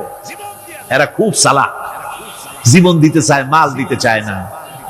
আল্লাহ তো আগে জীবন চায় নাই, আল্লাহ আগে কি চেয়েছেন? আল্লাহ আগে কি চেয়েছেন? আল্লাহ চেয়েছেন মাল। وَتُجَاهِدُونَ فِي سَبِيلِ اللَّهِ بِأَمْوَالِكُمْ وَأَنفُسِكُمْ। আল্লাহ পাক বলেন জিহাদ করো আমার রাস্তায় মাল দিয়ে আর জান দিয়ে। মাল দাও আগে, মাল না দিয়া যদি আগে মরে যাও, মালটা তো থেকেই গেল। সুতরাং মাল আগে আমার রাস্তায় দাও। দেবা কখন? মরার আগে দাও। وَأَنفِقُوا مِمَّا رَزَقْنَاكُم مِّن قَبْلِ أَن يَأْتِيَ أَحَدَكُمُ الْمَوْتُ। আমার রাস্তায় খরচ করো মৃত্যু আসার আগে। فَيَقُولَ رَبِّ لَوْلَا أَخَّرْتَنِي إِلَى أَجَلٍ قَرِيبٍ। যদি মরার আগে না দাও, মৃত্যুর সময়, মৃত্যু যখন এসে গেল, সেই সময় যদি বলো, অনুশোচনা যদি করো, আরে যদি আমি সময় পাইতাম, একটু খানিক যদি সময় দিতে, আল্লাহ একটু সময় আমারে যদি দাও, ফাসাদদাকা ওয়া আকুম মিনাস সালিহিন। দান সদকা করব, সব আল্লাহর রাস্তায় দিয়ে দেব, আর আমি সালেহ বান্দাদের মধ্যে শামিল হয়ে যাব। আল্লাহ একটু সময় আমারে দাও। আল্লাহ পাক বলছেন, ওয়ালা ইউআখিরাল্লাহু নাফসান ইযা জাআ আজালুহা আল্লাহু খাবীরুম বিমা তা'মালুন। মৃত্যুর নির্ধারিত সময় আসলে 1 সেকেন্ড আগে পাশে করা হবে না। সুতরাং মৃত্যুর আগে খরচ করো।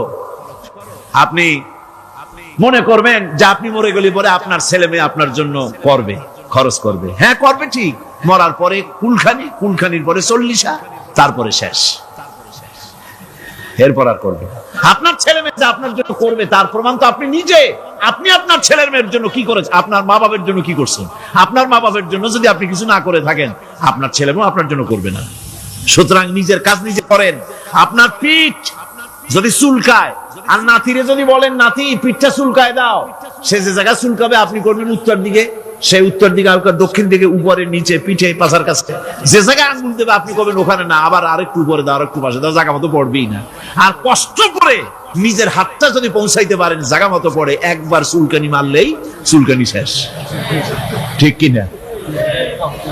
সুতরাং আপনি অন্যের উপরে ভরসা না করে নিজের খরচ নিজেই করে যান, নিজের কাজ নিজে করে যান, আল্লাহর রাস্তায় খরচ করে যান, বেশি পরিমাণে খরচ করেন। যত খরচ করবেন আল্লাহ রাব্বুল আলামিন রাজি হয়ে যাবে। কোন সুবহানাল্লাহ। মা বলছে, বাবা আমার কাছে কি চাও? ছেলে বলছে, মা আমি চলে যেতে চাই মদিনায়, আল্লাহর নবী মুহাম্মদুর রাসূলুল্লাহ সাল্লাল্লাহু আলাইহি ওয়াসাল্লামের দরবারে চলে যেতে চাই, আমি একটু বস্ত্র চাই। মা একটা পুরানা কম্বল তার হাতে দিয়ে দিলেন। আব্দুল উজ্জা কম্বলটাকে ছিঁড়ে এক টুকরা কোন রকম হাঁটুর উপরে জড়ায় নিলেন, আর এক টুকরা গায়ে দিয়ে নিলেন। আব্দুল উজ্জা আবার বহু কষ্ট করে মরুভূমি পাড়ি দিয়ে মদিনা মুনাওয়ারায় চলে গিয়ে বাবি জিবরিল থেকে ঢুকে আসহাবে সুফফার চবুতরার সামনে বসে আছেন, ছেঁড়া কম্বল পরা। এবার বিশ্ব নবী, দুনিয়া আখিরাতের বাদশা জনাবে মুহাম্মদ রাসূলুল্লাহ সাল্লাল্লাহু আলাইহি ওয়াসাল্লাম যখন মসজিদের নিজের ঘরের থেকে দরজা খুলে বেরিয়েছেন, দেখেন এক যুবক বসা, একটা আধাটা কম্বল পরা, হাঁটুর উপরে কোন রকম করে রানটা লজ্জাস্থানটা ঢাকার, গায়ে একটা ছেঁড়া কম্বল। তার এই অবস্থা দেখে হুজুর জিজ্ঞেস করেন, তুমি কে? যুবক বলছে, আমি আব্দুল উজ্জা। ইসলাম কবুল করার জন্য আমার সব ছিল, আমি কম ধনী ছিলাম না, আমার চাচা সব নিয়ে গেছে, সিনায় রেখেছে, আমার লুঙ্গিটাও দেয় নাই। ঘটনা সব তিনি খুলে খুলে বললেন। হুজুর বললেন, তোমার নাম আব্দুল উজ্জা নয়, তোমার নাম আব্দুল্লাহ। আব্দুল্লাহ জুলবাজাদাইন তার নাম। হযরত আব্দুল্লাহ জুলবাজাদাইন কি রাসূলুল্লাহ দিয়ে দিলেন, আসহাবে সুফফাদের সাথে মিলাই দিলেন, এখানে থাকুক, খাবার আসতে পরে খাবে। তাদের সব সময় খাবার থাকতো না। আসহাবে সুফফায় তারা থাকতেন যাদের ঘর নাই, বাড়ি নাই, থাকার জায়গা নাই। ক্ষুধার জ্বালায় যখন তারা অতিষ্ঠ হয়ে যেতেন, নবীজি ঘরের থেকে তাহাজ্জুদের জন্য যখন বেরোতেন, ক্ষুধার্ত সাহাবীরা রাসূলের চেহারা দেখার সঙ্গে সঙ্গে ক্ষুধা নিবৃত্ত হয়ে যেত। হযরত রাসূল পাক সাল্লাল্লাহু আলাইহি ওয়াসাল্লাম আব্দুল্লাহকে ওনাদের মধ্যে ভিড়ায় দিলেন। আব্দুল্লাহ এবার কোরআন শরীফ পড়ে। কোরআন শরীফ পড়তে গিয়া চিল্লায় চিল্লায় তিনি পড়েন, আস্তে আস্তে পড়েন না। সাহাবীরা বিরক্ত হয়ে রাসূলের কাছে নালিশ করলেন যে বড় চিল্লায় কোরআন পড়ে, আমাদের নামাজেও ডিস্টার্ব হয়। হুজুর বলেন, সাহাবীরা কেউ আব্দুল্লাহর ব্যাপারে কোনো কথা বলবে না, তারে চিল্লাইতে দাও, যেহেতু ঈমানের জন্য তারে বড় মূল্য দিতে হয়েছে। পরনের লুঙ্গিটা পর্যন্ত আনতে পারে নাই, যত খুশি চিৎকার করেছে আল্লাহর কালাম পড়ুক। তাবুকের যুদ্ধ, রাসূলুল্লাহ তাবুকের দিকে রওনা করেছেন, 30,000 সৈন্য নিয়ে রওনা করেছেন। ওই জিহাদে মানুষেরা প্রাণ ভরে রাসূলুল্লাহকে সাহায্য করেছেন। মেয়ে লোকেরা নাকের ফুল, কানের দুল, গলার হাল খুঁড়ে খুঁড়ে রাসূলের কদম মোবারকে দিয়ে দিয়েছে। ধনীরা টাকা পয়সা সব দিয়েছে। হযরত আবু বকর তো যা ছিল সব এনে দিয়েছে, কিছু ছিল না ঘরে। রাসূল রওনা করলেন। প্রতিমধ্যে হযরত আব্দুল্লাহ জুলবাজাদাইন আল্লাহর নবীর খেদমতে হাজির হয়ে বলেন, হুজুর সবাই তো সব দিল, আমার কিছুই নাই, কিছু দিতে পারলাম না। হুজুর আপনি আমার জন্য দোয়া করেন, আমি যেন এই তাবুকের ময়দানে কাফেরদের বিরুদ্ধে লড়াই করে যেন শহীদ হয়ে যেতে পারি। মাল দিতে পারি নাই, কিন্তু আল্লাহর জন্য যেন আমার জীবনটা দিয়ে দিতে পারি। ও চট্টগ্রামের যুবকেরা, তরুণেরা, তোমাদের মতো 20 বছরের তরুণ হযরত আব্দুল্লাহ জুলবাজাদাইন শাহাদাতের তামান্না করে রিসালাতে মাহবের কাছে দাঁড়িয়েছে। হুজুর বললেন, একটা গাছের বাকল নিয়ে আসো। একজন একটা বাকল নিয়ে এলো। রাসূলুল্লাহ এই বাকলটা আব্দুল্লাহ জুলবাজাদাইনের হাতে লাগাই দিলেন। রাসূলুল্লাহ বললেন, আয় আল্লাহ, আমি আব্দুল্লাহর রক্ত কাফেরদের জন্য হারাম করে দিলাম। হযরত আব্দুল্লাহ বলছেন, ইয়া রাসূলুল্লাহ, আমি চাইছিলাম শহীদ হব, আর আপনি আমার রক্তটা হারাম করে দিলেন কাফেরদের জন্য। আল্লাহর নবী বলেন, আব্দুল্লাহ রে, কোনো চিন্তা করো না, তোমার মৃত্যু যদি জ্বরেও হয়, আল্লাহ রাব্বুল আলামিন তোমার শাহাদাতের দরজা দিয়ে দিবেন। তাবুকের প্রান্তরে চলে গেলেন। কয়েকদিন ওই তাবুকের ময়দানে থাকায় রাসূলের কাছে খবর এলো, আব্দুল্লাহ মারাত্মক জ্বরে আক্রান্ত হয়ে ইন্তেকাল করেছেন। রাসূলুল্লাহ বললেন, আমি জানাজা পড়াবো। হযরতে আব্দুল্লাহর জানাজা হলো গভীর রাত। কবরের ভিতরে একজন দাঁড়ায়া লাশ ধরার জন্য একজন কবরের ভিতরে দাঁড়িয়েছে। 2 জন লোকে লাশ নিয়ে আসতেছে। হযরতে বেলাল আলো উঁচু করে দাঁড়ায় ধরে আছে। অন্ধকার রাত, কবরের ভিতরে একজন দাঁড়ানো, লাশ নিয়ে এসেছে 2 জনে। কবরের ভিতরে যিনি দাঁড়ানো, তিনি বলছেন, এই লাশকে, তোমাদের ভাইকে আদবের সাথে কবরে রাখো। কবরের মধ্যে যিনি দাঁড়ানো, তিনি আর কেউ নয়, বিশ্বনবী মুহাম্মদুর রাসূলুল্লাহ সাল্লাল্লাহু আলাইহি ওয়াসাল্লাম। হযরত রাসূলুল্লাহ বলতেছেন, আবু বকর, ওমর, তোমাদের ভাইকে আদবের সাথে কবরে রাখো। খবরদার বেয়াদবি করো না। কবরের মধ্যে আল্লাহ নবী আব্দুল্লাহ জুলবাদাইনকে নিজ হাতে শোয়াই দিয়া কবরের উপরে পাথর বিছিয়ে দিয়ে নবীজি বললেন, রব্বুল আলামিন, আজকের এই সন্ধ্যা পর্যন্ত আমি আব্দুল্লাহর প্রতি রাজি ছিলাম, তুমিও আব্দুল্লাহর প্রতি সন্তুষ্ট হয়ে যাও। হযরত ইবনে মাসউদ রাদিয়াল্লাহু তাআলা আনহু বলেন, আমি চিৎকার মেরে কেঁদে কেঁদে বললাম, আল্লাহ, আজকে যদি এই কবরে আব্দুল্লাহ না হয়ে আমি হতাম, আমার কিসমতটা ভালো হয়ে যেত। যুবকেরা, ও তরুণ মুসলমানেরা, তোমরাই রক্ত দিয়ে ইসলাম কায়েম করেছো। কে কায়েম করেছে ইসলাম? মুসলিম তরুণেরা, মুসলিম যুবকেরা, তোমাদের অবদান সব চাইতে বেশি। আজ মুসলমান যুবকদের চরিত্র নাই, মদ, জুয়া, জেনা, ব্যভিচার করে করে সর্বনাশ করে দেওয়া হল। সরকারি ভাবে, বেসরকারি ভাবে, বিভিন্ন ভাবে যুবকদেরকে মিসগাইড করার জন্য মদ দেওয়া হয়, টাকা দেওয়া হয়, অস্ত্র দেওয়া হয়, সব দিয়ে যুবকদের চরিত্র নষ্ট করা হচ্ছে। অথচ যুবক হচ্ছে একটা জাতির মেরুদণ্ড। জাতির কি মেরুদণ্ড? এই মেরুদণ্ডকে ঘুরে ধরেছে, এই মেরুদণ্ড নষ্ট করার ব্যবস্থা করা হয়েছে। আমার মুসলমান ভাইয়েরা, হাদিস থেকে শোনো, বদরের প্রান্তরে যুদ্ধ হবে। রাসূলুল্লাহ সাহাবায়ে কিরামদেরকে রেডি করেছেন, কিন্তু এই যুদ্ধটা বড় মারাত্মক। এই জিহাদ বড় মারাত্মক। জিহাদ হবে, চাচার বিরুদ্ধে ভাতিজা জিহাদ করবে, বাপের বিরুদ্ধে সন্তান অস্ত্র ধারণ করবে, ভাইয়ের বিরুদ্ধে ভাই অস্ত্র ধারণ করবে। কোন জায়গা? বদর। কোন জায়গায়? বদর। মক্কা থেকে যারা আসতেছে সব চাচা, ভাই, মামু, খালু, এরা আপন আপন লোকেরা আপন লোকের বিরুদ্ধে অস্ত্র ধারণ করবে। এটা কি সহজ? কোন এটা কি সহজ? রাসূলুল্লাহ যুদ্ধের কথা মানুষকে বুঝাচ্ছেন, একটু ইতস্তত করুন। হযরত রাসূল পাক সাল্লাল্লাহু আলাইহি ওয়াসাল্লাম যুদ্ধের কথা সাহাবায়ে কিরামদের সামনে পেশ করতেছেন আর একটু ইতস্তত করতেছেন। এই কঠিন যুদ্ধে সাহাবীরা কিভাবে মেনে নেবে? রাসূলের মনের অবস্থা বুঝতে পেরে হযরত মিকদাদ রাদিয়াল্লাহু তাআলা আনহু, বর্ষিয়ান সাহাবী, তিনি দাঁড়ায় গেলেন। তিনি দাঁড়ায় বলছেন, ইমদি বিনা ইয়া রাসূলুল্লাহ হাইসু মা তাশা। হে রাসূল, আপনি আমাদেরকে নিয়ে চলুন, আল্লাহ যেদিকে আপনাকে যেতে বলে। হাইসু মা তাশা, আয় হাইসু মা আমারাকাল্লাহ, যেদিকে আল্লাহ আপনাকে যেতে বলেন আমাদেরকে নিয়ে আপনি সেদিকে চলেন। ইন্না লা নাকুলু লাকা কামা ক্বালা বানু ইসরাঈল লি মূসা আলাইহিস সালাম, ইযহাব আনতা ওয়া রাব্বুকা ফাকাতিলা ইন্না হাহুনা কাঈদুন। আমরা মূসা আলাইহিস সালামের উম্মতের মতো বলবো না যে, হে মূসা, তুমি আর জিবরাইল আর তোমার আল্লাহ যুদ্ধ করো, আমরা ঘরে বসে আরাম করি। এই কথা আমরা বলবো না হুজুর। বল ইযহাব আনতা ওয়া রাব্বুকা ফাকাতিলা ইন্না মাআকুমা মুকাতিলুন। হে রাসূল, বরং আমরা বলবো আপনি যুদ্ধ করুন, আপনি আমাদের নিয়ে চলুন, আমরা লড়বো আপনার সাথে কাফেরদের বিরুদ্ধে। ততক্ষণ পর্যন্ত লড়বো মা দামাত আইনুন মিন্না তাতাররাফ।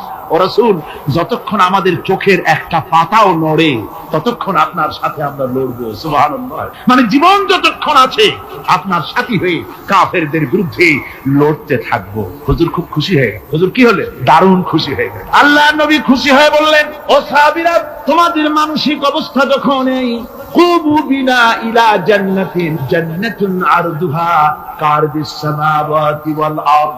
ও সাহাবীরা, তোমাদের মানসিকতা যখন এমন, তখন আমার সাথে তোমরা দাঁড়াও, আমার সাথে ওঠো, আমার সাথে চলো জান্নাতের দিকে। রাসূলুল্লাহ বলেন, আমার সাথে চলো বেহেশত। কোন বেহেশত? এমন বেহেশত যে বেহেশতের বিশালতা আর প্রশস্ততা ওই বিশাল আকাশ আর জমিনের চাইতেও বেশি। এই বিরাট জান্নাতের দিকে চলো আমার সাথে। ফাকামা উমাইর বিন হামাম ওয়া কানা ইয়াকুলু সামা। যুবকেরা, তোমাদের মতো তরুণ, তোমাদের মতো এক যুবক যার নাম উমাইর, তিনি দাঁড়িয়ে গেলেন, হাতে ছিল খোরমা। খোরমা খাচ্ছে। দেখেন বক্তৃতা হয়, মাঠে ওয়াজ নসিহত হয়, আর যুবকেরা দাঁড়ায় দাঁড়ায় বাদাম হয়। যেমন ওই সাহাবী ওই সময় তো বাদাম টাদাম হয়তো পায় না, খোরমা খাচ্ছে, খোরমা চাবাচ্ছে, বিচি ফেলাই দিচ্ছে, আর এইভাবে খাচ্ছে আর হুজুরের কথা শুনে উমাইর বলছেন, বাহ বাহ, এটা একটা আঞ্চলিক শব্দ। এর অর্থ হচ্ছে আয়মা আযমাহু ওয়া মা আহসানাহু। হে রাসূল, আপনি কত সুন্দর কথা বললেন, আপনি কি বিশাল কথা বলেছেন, কত বড় কথা বলেছেন। জিহাদ করলে, জান দিলে এমন বেহেশত পাবো, জান্নাতুন আরজুহা কারদিস সামাওয়াতি ওয়াল আরদ, যে বেহেশতটা হবে এই বিশাল আকাশের চাইতে, এমন বেহেশত পাবো। ওয়াল্লাহি লাউ কুনতু হাইয়ান হাত্তা আকিলাহু ইন্নাহা লাহায়াতুন তাবি। আল্লাহর কসম, আমি যদি হাতের সবগুলি খোরমা খেতে যাই তাহলে তো অনেক সময় লাগবে, বেহেশতে যেতে দেরি হয়ে যাবে, অনেক দেরি হয়ে যাবে বেহেশতে যেতে। ফারামা বিহিন্না, হাতের সবগুলি খোরমা তিনি ফেলে দিন। ও যুবকেরা, হযরত ওমর, তোমার মতো যুবক খোরমা খাওয়া সহ্য করলেন না আল্লাহর জান্নাতে যাওয়ার লোভে। জান্নাতে যেতে দেরি হয়ে যাবে, আল্লাহর সঙ্গে দিদার করতে দেরি হয়ে যাবে, এই মনে করে হাতের খোরমাগুলি ফালায় দিলেন, জিহাদের ময়দানে ঝাঁপায়ে পড়লেন। হাদিস শরীফে এসেছে, উমাইর জিহাদ করে বেশ কিছু কাফেরদেরকে নিহত করে নিজেও শহীদ হয়ে গেলেন। রাসূলুল্লাহ বদরের শাহাদাতের জানাজা করার সময় একজন সাহাবী বলে দিলেন, হুজুর এই সেই উমাইর, আপনি যখন বেহেশতের কথা বলছিলেন, খোরমাগুলি খাওয়ার তর সহ্য হয় নাই বেহেশতে যাওয়ার জন্য, এই সেই উমাইর। আল্লাহর নবী উমাইরের কাছে দাঁড়ায় আঙ্গুল দিয়ে তার শরীরের দিকে দেখায় বললেন, ইন্নাকা মিন আহলিহা। ও যুবক, যেই বেহেশতের জন্য খোরমা খাওয়ার সময় তুমি পাও নাই, আমি নবী সাক্ষী দিচ্ছি তুমি অবশ্যই সেই বেহেশতের অধিবাসী। ওই বেহেশত তোমার জন্য। আমার ভাইরা, কিয়ামতের দিন এই জান্নাত আল্লাহ রাব্বুল আলামিন দান করবেন ওই সব লোকদের জন্য যারা জান দিবে, মাল দিবে, রক্ত দিবে আল্লাহ দ্বীনের জন্য। কিসের জন্য? আল্লাহ দ্বীন কায়েমের জন্য। যারা জান মাল লক্ষ করে দেবে, জীবনকে উৎসর্গ করে দেবে, তাদের জন্য আল্লাহ পাক এই বিরাট নিয়ামত রেখেছেন।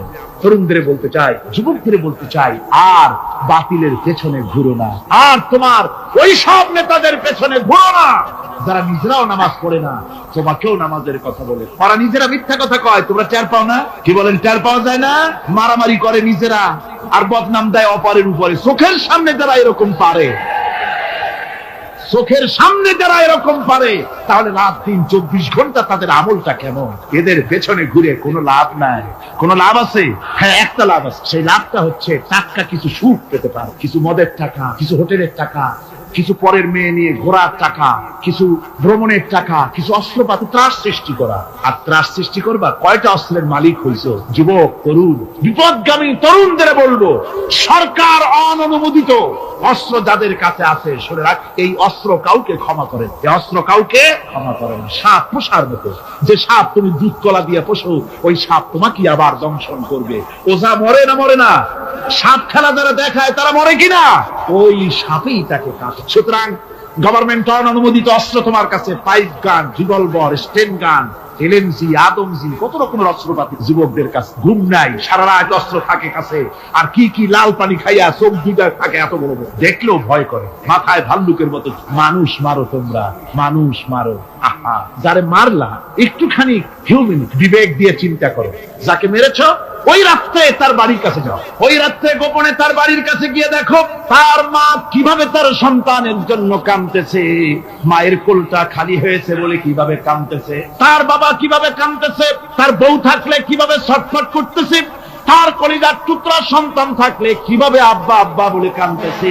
যারে গুলি করে মেরেছো একবার বাড়ির কাছে গিয়ে কান পাচা শোনো। মনে রাখো যুবক, সন্ত্রাসীরা, শুনে রাখো, অস্ত্র দিয়া মানুষকে যারা মেরেছো, আল্লাহর কসম করে বলি, যেভাবে মেরেছো ওইভাবে তোমাকেও নিহত হতে হবে, কোনো সন্দেহ নাই। বাড়িতে গিয়ে ডায়েরিতে লিখে রাখো আমার কথা। থামুন, বাড়িতে গিয়ে ডায়েরিতে লিখে রাখো, ডায়েরিতে লিখে রাখো। যদি তুমি কাউকে হত্যা করে তার বউকে যদি বিধবা বানায়, তোমার বউ বিধবা হবেই। তুমি যদি কারো ছেলেকে এতিম বানায় থাকো, তোমার ছেলেকে আল্লাহ এতিম বানায় রাস্তায় ভিক্ষা করায় ছাড়বে। তুমি যদি কারো বাপকে মাকে কাঁদায় থাকো, আল্লাহ রাব্বুল আলামিন তোমার মা বাপকে কাঁদাবে। তুমি যদি বেয়নটের খোঁচা দিয়া, ড্যাগারের খোঁচা দিয়া একটা মানুষকে যদি বুক ফেলে থাকো, তোমার বুকটা ঝাঁঝরা করে দেওয়ার মতো অস্ত্র আল্লাহ তৈরি করে রেখেছে। বিশ্বাস করো, বিশ্বাস করো। অননুমোদিত অস্ত্র থানায় জমা দিয়ে দাও, মসজিদে ঢোকো, নামাজ পড়ো, চরিত্রবান হয়ে যাও। তোমাদের প্রতি আমার উদাত্ত দাওয়াত, আমার বুক ভরা দরদ। তোমাদের বিরুদ্ধে আমাদের কোনো বিদ্বেষ নাই, হিংসা নাই, আছে কলিজা বড় ধরদ। দেখতে পাচ্ছি জাহান্নামের দিকে যাচ্ছে। এই পথটা কোন দিকের পথ? যারা বলেন কোথার পথ? ওই নেতাদের পিছনে আর চলো না, তওবা করো।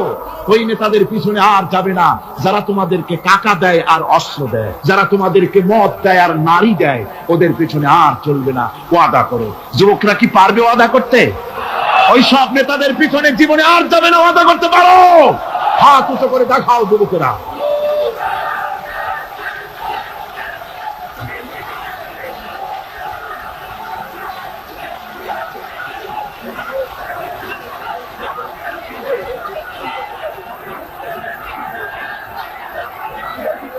আমার মুসলমান ভাইরা, আমি তো দাঁড়াতে বলি নাই। জি জি জি, জি জি জি, বসেন বসেন। যে বুঝতে পেরেছি কালকের টেকনিক অবলম্বন করেছেন আপনারা আর কি, এই সুযোগে একটু কোমরটা সোজা করে নিলেন। বুঝতে পেরেছি, আমরা কিছু মাইন্ড করিনি। এখন বসেন বসেন, তাড়াতাড়ি বসে যান। কথা আমার অনেক, সময় কম, না তাড়াতাড়ি শেষ করব।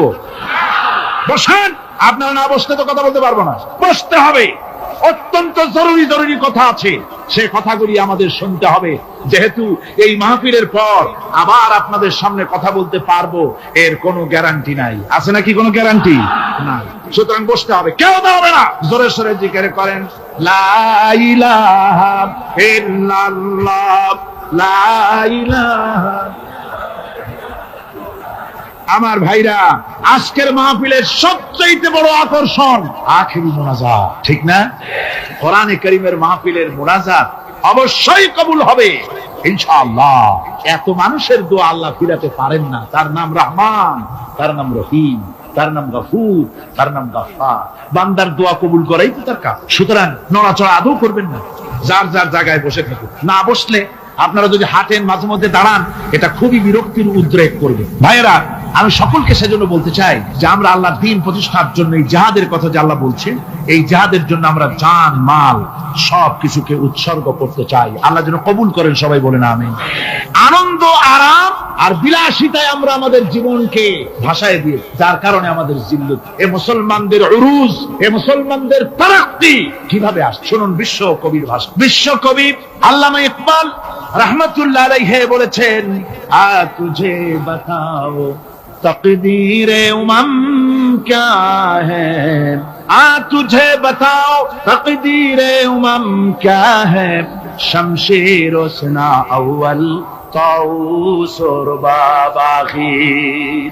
এসো আমি তোমাকে এই জাতির উন্নতির কথা শোনাই। এই জাতির উন্নতি তখন হয় যখন এক হাতে থাকে কোরআন আর এক হাতে থাকে তরবারি, তখন হয় জাতির উন্নতি। আর এই জাতি যখন কোরআন আর তরবারি ছেড়ে দিয়ে যখন তানপুরা, বেহালা, সারিন্দা, নারিন্দা, গিটার, পিটা, সারেগামা, পাদানিসার পেছনে যখন লাগে, কপাল তখনই পড়ে। কপাল পড়ে কখন? তখনই পড়ে। আজ আমাদের টেলিভিশন, আমাদের রেডিও, আমাদের সংস্কৃতি সব সারেগামার সংস্কৃতি। কিসের সংস্কৃতি? আগে তো মুসলমানের ঘরে প্রত্যেক দিন সকাল বেলায় আওয়াজ আসতো, মুসলমানদের ঘরে সকাল বেলায় মুসলমানদের ঘরে ঘরে জানালার ফাঁক দিয়ে আওয়াজ আসতো, বিসমিল্লাহির রহমানির রহিম। সূরা ইয়াসিন, সূরা রহমান ইত্যাদির তেলাওয়াত ভেসে আসতো। এখন আর তেলাওয়াত ভেসে আসে? এখন মুসলমানদের ঘরের থেকে সকাল বেলায় আওয়াজ আসে সারেগামা, পাদানিসা, বাবা খালু, মামু নানা, হাবি জাবি, এই গানের ট্রেডিংগুলি, গানের শব্দগুলি চলে আসে। কোরআন শিখবার জন্য, শিখাবার জন্য ছেলের জন্য যে মৌলবি রাখে, সারা মাস পড়াবে, বেতন 300 টাকা। আর গানের মাস্টার যে গান শিখাবে, রবীন্দ্র সঙ্গীতের প্যানপ্যানানি সুর শিখাবে, নাচ শিখাবে, সপ্তাহে 2 দিন এসে 2 ঘন্টা শিখাবে, বেতন 3000। কপাল পোড়া জাতি। কি পোড়া জাতি? জাতি তার কপাল পুড়ে। কোরআনের সাথে তার সম্পর্ক কম, জিহাদের সাথে সম্পর্ক কম, সম্পর্ক হয়েছে গানের সাথে, সম্পর্ক নাটকের সাথে। তাই আজ আল্লাহর দ্বীন কায়েমের জন্য লড়াইয়ের ময়দানে আসতে হবে। বাংলাদেশে কিন্তু জিহাদের ডাক এসে গেছে। কিসের ডাক এসেছে? জিহাদের ডাক। এই জিহাদে সাড়া দিতে হবে। আমি আগেই বলেছি, ওই জিহাদ ওই রকম না যে লাঠি ঠ্যাঙ্গা নিয়ে যাবাই বলে। জিহাদ হচ্ছে বাতিলের বিরুদ্ধে। টেলিভিশনের ভিতরে নাটকের মাধ্যমে ইসলামকে অসম্মান করা হচ্ছে, মুসলমানদের দাড়িকে অসম্মানিত করা হয়, টুপিকে অসম্মানিত করা হয়, তারপরে সিনেমার ভিতরে, গানের মধ্যে ইসলামকে অপমানিত করা হয়। যার কারণে বিরোধী, এর বিরুদ্ধে জাতি সোচ্চার না হওয়ার কারণে আস্তে আস্তে মুসলমানদের ঈমান কমে যাচ্ছে। বাতিল শক্তিশালী হয়ে আক্রমণ করছে। আপনারা বলেন, ভারতের কি ক্ষমতা মসজিদ ভেঙে দেয়? এই পৃথিবী কি মুসলমান কম? জোরে বলেন, মুসলমান কম? তাহলে ভারতের বাবরি মসজিদ তারা ভাঙলো কি করে? সাহস পেল কোথায়? সাহস পেয়েছে আমরা আমাদের ঐক্য বিনষ্ট করে, আমাদের ঐক্য ভেঙে ফেলেছি। আমরা একজন আর একজনকে গালি দেই, মুসলমান না বলে গালি দেওয়া হয়। পরস্পরের মহব্বত নাই, স্বীকৃতি নাই, শ্রদ্ধা নাই, ঐক্যবদ্ধ ভাবে আমরা নাই। আমরা আমাদের চরিত্র নাই, চরিত্র নষ্ট করেছি। ফলে তারা বুঝতে পেরেছে এই মুসলমান সেই মুসলমান নয় যারা জীবনের চাইতে মৃত্যুকে বেশি ভালোবাসতো, যাদের চরিত্র ছিল উন্নত। এরা সেই জাতিরা, এরা মিথ্যা কথা বলে, এরা জুয়া খেলে, এরা মদ খায়, এরা জেনা করে, এরা বদমাশি করে। এদের সেই চরিত্র নাই যেই চরিত্রের বলে আমাদের অপকর্মের মোকাবেলা করতে পারে। এই বিশ্বাস নিয়ে তারা তা বাবরি মসজিদের উপরে হামলা করে। বাবরি মসজিদ ভাঙলো, মসজিদের উপরে যখন শাবল মারা হচ্ছিল, কেবল নিউজ নেটওয়ার্কের মাধ্যমে আমরা এই দৃশ্য দেখেছি, টেলিভিশনের পর্দায় দেখেছি শাবল মারা হচ্ছে। তখন মনে হচ্ছিল শাবল তো মসজিদের উপরে পড়ছে না, শাবল যেন পড়ছে পৃথিবীর 125 কোটি মুসলমানের কলিজার উপরে। ভারত মসজিদ ভেঙে দিল। এরপরে এই মসজিদ ভাঙলো বিজেপি, শিবসেনা সহযোগিতা করলো ভারতের প্রধানমন্ত্রী নরপশুরাও। এই পৃথিবীর বর্তমান পৃথিবীর নিকৃষ্ট মানব সন্তান, জঘন্য শয়তান নরপশু। ওইটা নরসীমা নয়, ভারতের প্রধানমন্ত্রী মানুষ না, এটা একটি শয়তান। জোরে বলেন এটা কি? পৃথিবীর ইতিহাসকে কলঙ্কিত করেছে। আজ পর্যন্ত পৃথিবীতে কোথাও মসজিদ ভাঙা হয়েছে কোন ইতিহাস।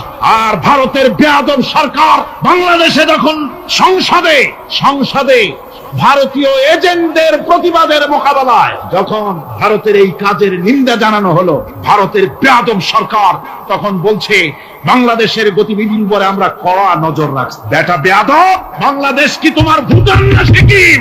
বাংলাদেশের উপরে কড়া নজর রাখার অধিকার তোমার নাই। এই পৃথিবীতে বাংলাদেশের সবচাইতে বড় দুশ্মন ভারত। সবচাইতে বড় দুশ্মন কে?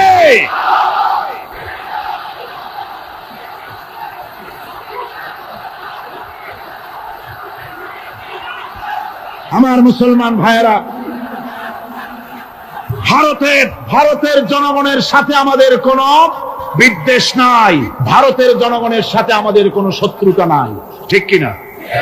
আমাদের দুশ্মনী নরপশুর সাথে। তুমি একটা সরকার, তোমার হাতে রয়েছে সেনাবাহিনী, তোমার সাথে বিএসএফ, তোমার হাতে ল্যান্ড ফোর্স, এয়ার ফোর্স, সব বাহিনী তোমার হাতে। মসজিদ ভাঙে চোখের সামনে, তোমার বাহিনীর লোকেরা অস্ত্র নিয়ে দাঁড়িয়ে থাকে, একটা ফাঁকা গুলিও করলো না। করছে একটা ফাঁকা গুলি? মুসলমানেরা প্রতিবাদ করলো। সেই প্রতিবাদের মুখে মুসলমানদেরকে গুলি করে মারা হলো। কারফিউ দিয়ে পুলিশেরা মুসলমানদের ঘরে ঢুকে মুসলমানদেরকে বের করে এনে বেয়নেট চার্জ করে শহীদ করে। দিল্লি, মিরাট, দিল্লিতে, মিরাটে, কলকাতায়, বোম্বে, মাদ্রাস, গোটা ভারতে সাম্প্রদায়িক দাঙ্গা দিয়ে ডুবিয়ে ফেলে মুসলমানেরা আজকে তার সেখানে এতিম অবস্থায় পড়ে আছে। একটা সরকার এই দৃশ্য দেখতে পারে? মানুষের কোনো মর্যাদা তোমার কাছে নাই। আরো বাংলাদেশের উপরে কড়া নজর রাখবা। 1971-এর বাংলাদেশ এখন না, 93-এর বাংলাদেশ। তোমার গোলামেরা দেশ শাসন করে না, এদেশে 11.5 কোটি মুসলমান বাস করে। আমরা ভারতকে দেখিয়ে দেব ইনশাআল্লাহ, জিহাদের প্রেরণা নিয়ে যদি প্রয়োজন হয় বাংলাদেশের যুদ্ধ যদি করা লাগে ভারতের সাথে, আর যুদ্ধ করা লাগবে। রাসূলুল্লাহর ওয়াদা। কার ওয়াদা? নাসাই শরীফ, ইবনে মাজাহ, এই 76 হাদিসের মধ্যে হযরত আবী হুরায়রা রাদিয়াল্লাহু তাআলা আনহু বর্ণিত হাদিস রয়েছে। বলেছেন 2 শ্রেণীর লোক কিয়ামতের দিন জাহান্নাম থেকে মুক্ত হয়ে যাবে। এক শ্রেণী হচ্ছে যারা ঈসা আলাইহিস সালামের সাথে সাথী হয়ে যারা লড়বে আর শহীদ হবে, কিয়ামতে তারা জান্নাতে যাবে, জাহান্নাম থেকে মুক্ত। আর দ্বিতীয় শ্রেণী, ভারতের সঙ্গে একটা যুদ্ধ হবে, রাসূল বলেছে হিন্দুস্তানের সঙ্গে একটা লড়াই হবে। ওই লড়াইয়ে যারা শহীদ হবে, রাসূলুল্লাহ বলেছেন কিয়ামতের দিন জাহান্নাম থেকে আল্লাহ মুক্ত করে দিবেন। সেই লড়াই ভারতের সাথে আমাদের হবে। ওই লড়াই যেদিন বাঁধবে, বাংলাদেশের সেনাবাহিনী, air force, land force, police শুধু এরাই যুদ্ধ করবে না, বাংলাদেশের 12 কোটি তৌহিদি জনতা শহীদ তিতুমীরের বাস হাতে নিয়ে ভারতকে পিটিয়ে ঠান্ডা করবে ইনশাআল্লাহ।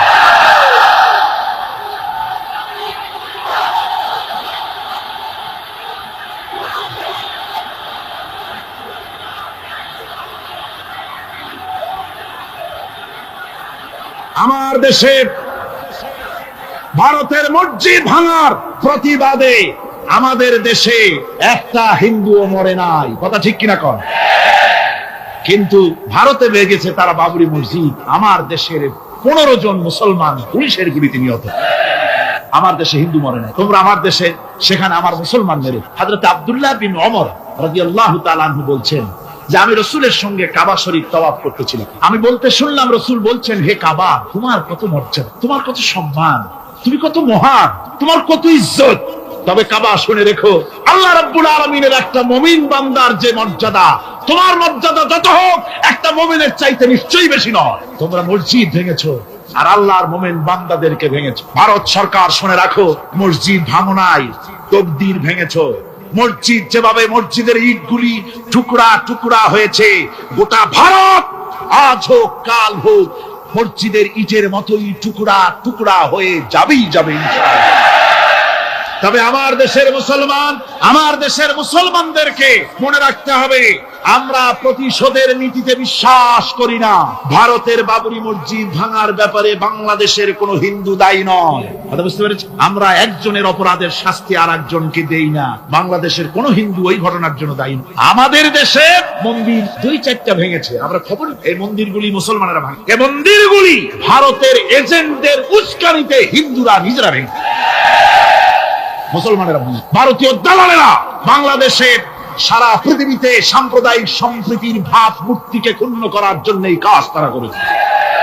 নরসিংদীতে, আরে মিয়া থামো না, নরসিংদীতে সেখানে দেখা গেছে গভীর রাত্রে কাপড়ের দোকানদার হিন্দু ঘরের সমস্ত কাপড় চোপড় সরাইয়া নিজের দোকানে আগুন দিতে গিয়েছে, পুলিশ তখন তার ভারতের পা চাটা গোলামেরা হিন্দুদের দিয়ে কাজগুলি করাইছে। কোন মুসলমান মন্দির ভাঙে নাই। বাংলাদেশ গোটা বিশ্বের বুকে সাম্প্রদায়িক সম্প্রীতির সহস্র বছরের উজ্জ্বল দৃষ্টান্ত।